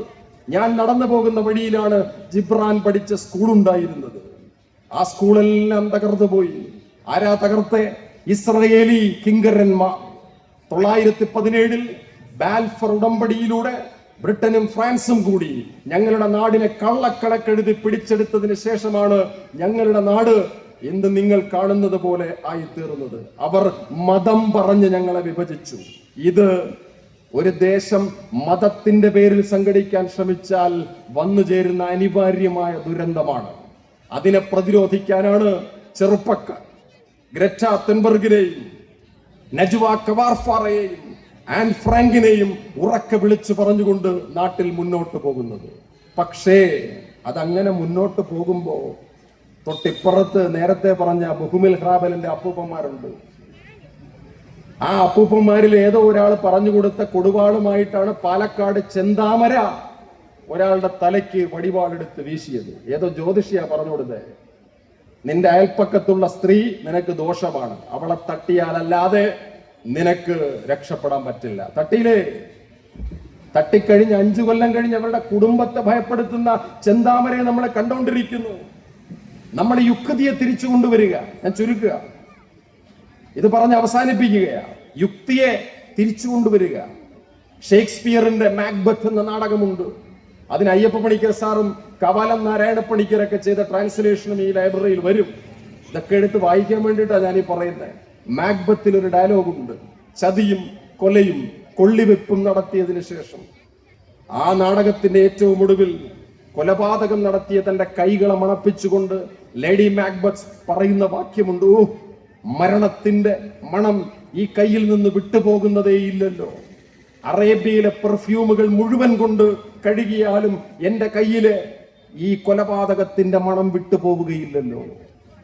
ലോകത്തിലെ ഏത് വർഗീയവാദിയും, ഏത് ഏകാധിപതിയും, ഏത് കൊടിയ ഫാസിസ്റ്റും തന്റെ ജീവിതത്തിന്റെ ഒരു ഘട്ടത്തിൽ ഇതുപോലെ ഒരു സന്ദർഭത്തെ ഫേസ് ചെയ്യേണ്ടി വരും. കൈ തുറന്നു വെച്ചിട്ട് ഞാൻ എത്ര പേരെ കൊന്നു തള്ളാൻ സാക്ഷ്യപ്പെട്ടിരിക്കുന്നു, ഞാൻ എത്ര പേരെ കൊന്നു നൽകിയിരിക്കുന്നു. ഓഷ്വെറ്റ്സിൽ എത്രയോ പട്ടാളക്കാരെ പറഞ്ഞയച്ചുകൊണ്ട് 30 ലക്ഷം യഹൂദന്മാരെ കൊന്നു തള്ളിയ ഹിറ്റ്ലർ ജീവിതത്തിന്റെ അവസാന ഘട്ടത്തിൽ ഭൂമിക്കടിയിലെ തുരങ്കത്തിൽ വെച്ച് തന്റെ കൈ മണപ്പിച്ചുകൊണ്ട് പറഞ്ഞ കാര്യം, ഏത് ദൈവമാണ് എന്നെ രക്ഷപ്പെടുത്തുക, ഏത് ദൈവമാണ് എനിക്ക് മാപ്പു തരിക? അറേബ്യയിലെ പെർഫ്യൂമുകൾ കൊണ്ട് മുഴുവൻ കഴുകിയാലും എന്റെ കയ്യിലെ ഈ ദുരന്തം വിട്ടുപോവുകയില്ലല്ലോ. ആ ദുരന്തം നമ്മുടെ നാട്ടിൽ ഒരു പെൺകുട്ടി പ്രേമത്തിന്റെ കഷായത്തിൽ വിഷം കലക്കി കൂട്ടുകാരന് കൊടുക്കുന്ന രൂപത്തിൽ പ്രത്യക്ഷപ്പെട്ടിരിക്കുന്നു. ഞാൻ ഈ പറഞ്ഞെന്തെന്ന് വെച്ചാൽ, ഈ കൊലപാതകം നടത്തുന്ന, ഈ കൊടുമകൾ നടത്തുന്ന ആളുകളുടെ ഗൃഹാന്തരീക്ഷത്തെ നമ്മളൊന്ന് പരിശോധിച്ചു നോക്കണം. അവര് വീട്ടിൽ പുസ്തകം വായിക്കാറുണ്ടോ? വായിക്കാറില്ല. ഒരൊറ്റ പുസ്തകം പോലും വായിക്കാറില്ല. അവർ ആൻ ഫ്രാങ്കിന്റെ ഡയറിക്കുറിപ്പ് വായിച്ചിട്ടുണ്ടോ? വായിച്ചിട്ടില്ല. ഇത് പറഞ്ഞു നിർത്തുമ്പോ ഒരു ചന്തത്തിൽ നിർത്തണമല്ലോ. ഈ പറയുന്ന നിങ്ങൾ എന്നെ കമ്മ്യൂണിസ്റ്റ് ആക്കിയിൽ പറഞ്ഞു നിർത്തണമല്ലോ. ഞാൻ സാധാരണ ഇപ്പൊ പറഞ്ഞു നിർത്തുന്നത് പ്രേം നസീറിലാ പറഞ്ഞു നിർത്തുന്നത്. പ്രേം നസീർ ഈ നെടുമങ്ങാടിൽ നിന്ന് ഏറെ അകലെയുള്ള ആളല്ല. കൂടിപ്പോയാൽ നെടുമങ്ങാടെന്ന് പഴകുറ്റി വഴി തിരിഞ്ഞ് വെമ്പായത്തൂടെ കയറി അപ്പുറത്ത് ആറ്റിങ്ങിൽ ഇറങ്ങിയാൽ ചെറിയും കീഴെത്തി. ഈ ദൂരമേ ഈ പത്താങ്കല്ലും പ്രേം നസീറും തമ്മിലുള്ളൂ. പ്രേം നസീറിനെ കുറിച്ച് പറയുമ്പോഴെല്ലാം എനിക്ക് ഓർമ്മ വരുന്ന ഒരു കാര്യം, എനിക്ക് ആ മനുഷ്യനോട് അസൂയ തോന്നാനുള്ള കാര്യം, ഇങ്ങേരെ പോലെ പ്രേമിച്ചൊരു മലയാളി വേറെയില്ല. നമ്മൾ നടക്കുന്നു എന്നാ പ്രേമമായി പുള്ളിക്കാരൻ. ഇതൊക്കെ പറയുമ്പോൾ പലരുടെയും മുഖം ഇങ്ങനെ വിടർന്നു വരും. ഒരു 10-50 വയസ്സിൽ ഏറെയുള്ള മനുഷ്യരുടെ മുഖത്തെല്ലാം നല്ല രക്തപ്രസാദം ഉണ്ടാവും. പ്രേം നസീർ എന്ന് പറഞ്ഞാൽ മതി. പക്ഷെ എവിടെ നിന്നാണ് ഈ പ്രേം നസീറിന് ഇത്രത്തോളം പ്രേമം എന്ന് ഒരു റിസർച്ച് ഞാൻ നടത്തിയിട്ടുണ്ട്. എനിക്ക് മനസ്സിലായത്, അത് പ്രേം നസീറിന്റെ ശരീരത്തിൽ പ്രണയമുണ്ട്, മനസ്സിൽ പ്രണയമുണ്ട്. ഇയാൾ ജനിച്ച നാടിന് ആ പ്രണയത്തിലൊരു പങ്കുണ്ട്. അല്ലെങ്കിൽ പ്രേം നസീറിന് ഇത് പറ്റില്ല. 600 സിനിമയിൽ അയാൾ പ്രണയം മാത്രം വെച്ച് അഭിനയിച്ചു. നിത്യഹരിത നായകൻ എന്ന് പറഞ്ഞാൽ 22ാമത്തെ വയസ്സിൽ അഭിനയിച്ച മരുമകൾ സിനിമ മുതൽ 989 അഭിനയിച്ച സിനിമ വരെയും പ്രേമം തന്നെ ഇയാളുടെ ശരീരത്തിൽ നിറയെ. ഇതിനു മാത്രം പ്രേമത്തിന്റെ വലിയ നിഗൂഢമായ നിലവറകൾ. ഇത് എവിടുന്ന് അന്വേഷിക്കുമ്പോഴാണ് ഒരു കാര്യം മനസ്സിലാവണത്. പുള്ളിക്കാരൻ ജനിച്ച ചിറയും കീഴും കുമാരനാശാന്റെ കായ്ക്കറിയും നമ്മൾ വലിയ ഗ്യാപ്പൊന്നുമില്ല. ഈ പ്രേംനസീറിന് കുമാരനാശാന്റെ ഒട്ടുമിക്ക കവിതകളും കാണാപ്പാടമാണ്. ലീല, നളിനി, ചണ്ടാലഭിക്ഷു, എന്തിന് ഞങ്ങൾക്കൊന്നും അറിയാത്ത സിംഹപ്രസവം വരെ പ്രേംനസീറിന്റെ പാഠമാണ്. കുമാരനാശാനെ കൃത്യമായിട്ട് പഠിച്ചിരിക്കുന്നു. കുമാരനാശാൻ നീന്തി പഠിച്ച കോഴിത്തോട്ടം കായല് പ്രേംനസീറിന് സ്വിമ്മിംഗ് പൂള് പോലെ പരിചിതമാണ്. എന്ന് മാത്രമല്ല, 924 ജനിച്ച പ്രേംനസീർ, 26 ജനിച്ച പ്രേംനസീർ 28 സമാധിയായ ശ്രീനാരായണ ഗുരുവിന്റെ അടുത്ത് ചെന്നൊരു സന്ദർഭവുമുണ്ട്. ചെറുപ്പത്തിൽ ഒരു അസുഖം വന്നപ്പോ പ്രേംനസീറിനെ ഒരിക്കൽ ചികിത്സിച്ചത് ഗുരു എന്ന ആ അസാമാന്യ വൈദ്യനാണ്. ഇത് ബാസുരേന്ദ്രൻ സാറിന്റെ ഒരു പ്രസംഗത്തിൽ നിന്ന് കിട്ടിയൊരു കാര്യമാണ്. ഈ ഒരു മതേതര ബോധം, ഈ ഒരു പ്രണയബോധമാണ് പ്രേംനസീറിനെ കൊണ്ട് ശാർക്കര ക്ഷേത്രത്തിലേക്കൊരു ഗജവീരനെ വാങ്ങിക്കൊടുക്കാൻ പ്രേരിപ്പിച്ചത്. അയാൾ നാടകം കളിച്ചു വളർന്ന ശാർക്കര അമ്പലത്തിലേക്ക് ഒരു ആനയെ വാങ്ങിക്കൊടുത്തു പ്രേംനസീർ. ഇതെന്തിനാണ് ഇവിടെ പറഞ്ഞതെന്നറിയാമോ? ഈ പ്രേംനസീറിനെ കുറിച്ച് ഓർക്കുമ്പോഴെല്ലാം ഏത് മലയാളിയുടെ മനസ്സിലും വരുന്ന ആ പാട്ട്, നിങ്ങളെന്നെ കമ്മ്യൂണിസ്റ്റാക്കിയായിട്ട് ബന്ധമുണ്ട്. നിങ്ങളെന്നെ കമ്മ്യൂണിസ്റ്റാക്കി സിനിമയായപ്പോൾ അതിലൊരു പ്രണയരംഗം ആവിഷ്കരിക്കാൻ എഴുതിയ പാട്ടാണ് വല്ലനയാറിൻ തീരത്ത് പത്മപരാഗ കുടീരത്തിൽ വിളക്കുവെക്കും യുഗകന്യകയൊരു വിപ്ലവഗാനം കേട്ടു മാറ്റുവിൻ ചട്ടങ്ങളെ. പാട്ട് പാടുമ്പോൾ നമ്മൾ വിചാരിക്കുന്നത് വിപ്ലവമാണെന്നല്ല, ഇതും പ്രണയമാണ്. ഇപ്പുറത്ത് നിൽക്കുന്ന ഷീലയുടെ കണ്ണിൽ നോക്കി പ്രേംനസീർ മാറ്റുവിൻ ചട്ടങ്ങളെ എന്ന് പറയുകയാണ്. അതെന്തിനാണ് പറഞ്ഞതെന്നറിയാമോ? ഈ പ്രേംനസീർ മരിച്ചപ്പോൾ ആ പ്രേംനസീറിനെ കേരളത്തിന്റെ, ഇന്ത്യയുടെ മുഴുവൻ സങ്കടവും ഏറ്റെടുത്തുകൊണ്ട് കബറടക്കിയത് ചിറയൻകീഴിലെ കാട്ടുമുറാക്കൽ പള്ളിയുടെ ഖബർസ്ഥാനിലാണ്. പ്രേംനസീറിന്റെ ഖബർ ഇപ്പോഴും ഉണ്ട് അവിടെ, കാട്ടുമുറാക്കൽ പള്ളിയുടെ ഖബർസ്ഥാൻ. അതേ കാട്ടുമുറാക്കൽ പള്ളിയിലാണ് വെഞ്ഞാറമൂട്ടിൽ ആ പയ്യന്റെ ചുറ്റികയടി കൊണ്ട് മരിച്ചുപോയ നമ്മുടെ എല്ലാം പ്രിയപ്പെട്ട ആ സഹോദരിയെയും ഖബറടക്കിയിരിക്കുന്നത്. സ്നേഹത്തിന്റെ പേരിൽ, പ്രണയത്തിന്റെ പേരിൽ, അവന്റെ ഒരു വിളിക്ക് കേറിട്ട് ഇറങ്ങിച്ചെന്നതിന്റെ പേരിൽ ജീവിതം നഷ്ടപ്പെട്ടു പോയ ആ സഹോദരി അടക്കം ചെയ്യപ്പെട്ടിരിക്കുന്നത് ഈ കാട്ടുമുറാക്കൽ പള്ളിയിലാണ്. എന്ന് പറഞ്ഞാൽ പ്രേംനസീറിന്റെ ഖബറും ഈ കുട്ടിയുടെ ഖബറും തമ്മിൽ ഒരു 50-100 മീറ്ററിന്റെ വ്യത്യാസമുണ്ട്. പ്രിയപ്പെട്ടവരെ, ഈ വ്യത്യാസമാണ് സമകാലിക കേരളം എത്തിച്ചേർന്നിരിക്കുന്ന വ്യത്യാസം. ഈ വ്യത്യാസത്തെ വെച്ച് പൊറുപ്പിക്കാൻ നമ്മൾ അനുവദിക്കാൻ പാടില്ല. നാം മനുഷ്യ സ്നേഹത്തിന്റെയും തീവ്രമായ പ്രത്യയശാസ്ത്രബോധത്തിന്റെയും അനുകമ്പയുടെയും കാരുണ്യത്തിന്റെയും അറിവിന്റെയും രാഷ്ട്രീയം ഉപയോഗിച്ചുകൊണ്ട് നമ്മുടെ നാടിനെ തകർക്കാൻ വരുന്ന ഏത് ഛിദ്രശക്തികൾക്കെതിരെയും പോരാട്ടം നടത്തുന്നതിനുള്ള ഏറ്റവും മൗലികമായ ഒരായുധം സജ്ജീകരിച്ചുകൊണ്ടാണ് ഈ നാട്ടിലെ ചെറുപ്പക്കാർ നിങ്ങളെ ക്ഷണിക്കുന്നത്. ആ ആയുധത്തിന്റെ പേരാണ് അക്ഷരം ലൈബ്രറി എന്ന പേരിട്ട് അപ്പുറത്ത് ഉയർന്നു നിൽക്കുന്നത്. അക്ഷരം എന്ന് പറഞ്ഞാൽ ക്ഷരമില്ലാത്തത് എന്നാണ് അർത്ഥം, നാശമില്ലാത്തത് എന്നാണ് അർത്ഥം. ഒരു ലൈബ്രറി ഒരു നാട്ടിൽ ഉണ്ടാവുക എന്ന് പറഞ്ഞാൽ ആ നാട്ടിൽ നിന്ന് ഒരുപാട് സാർത്തർമാരും ഒരുപാട് പ്രേംനസീറുമാരും ഒരുപാട് MT വാസുദേവന്മാരുമാരും ഒരുപാട് ഐസക് ന്യൂട്ടന്മാരും ഉണ്ടാവുക എന്നാണ് അർത്ഥം. അതിന് നിങ്ങൾക്ക് കഴിഞ്ഞത് എങ്ങനെയാണ് എനിക്ക് വാക്കുകൾ കൊണ്ട്, ബാലേന്ദ്രൻ സാറിനൊക്കെ അതിന്റെ എക്സ്പ്ലനേഷൻ പല രൂപത്തിൽ പറയാൻ പറ്റും, പറയാൻ കഴിയുക എന്നറിയില്ല എന്ന് മാത്രം പറഞ്ഞുകൊണ്ട് എന്റെ വാക്കുകൾ ചുരുക്കുന്നു. എല്ലാവർക്കും എന്റെ വിനീതമായ നമസ്കാരം. നന്ദി സർ.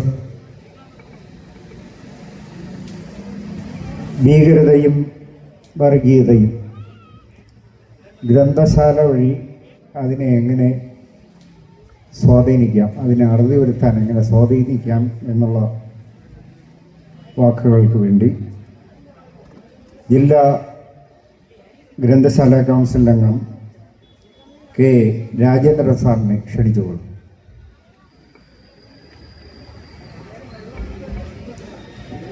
പ്രിയപ്പെട്ട അധ്യക്ഷൻ,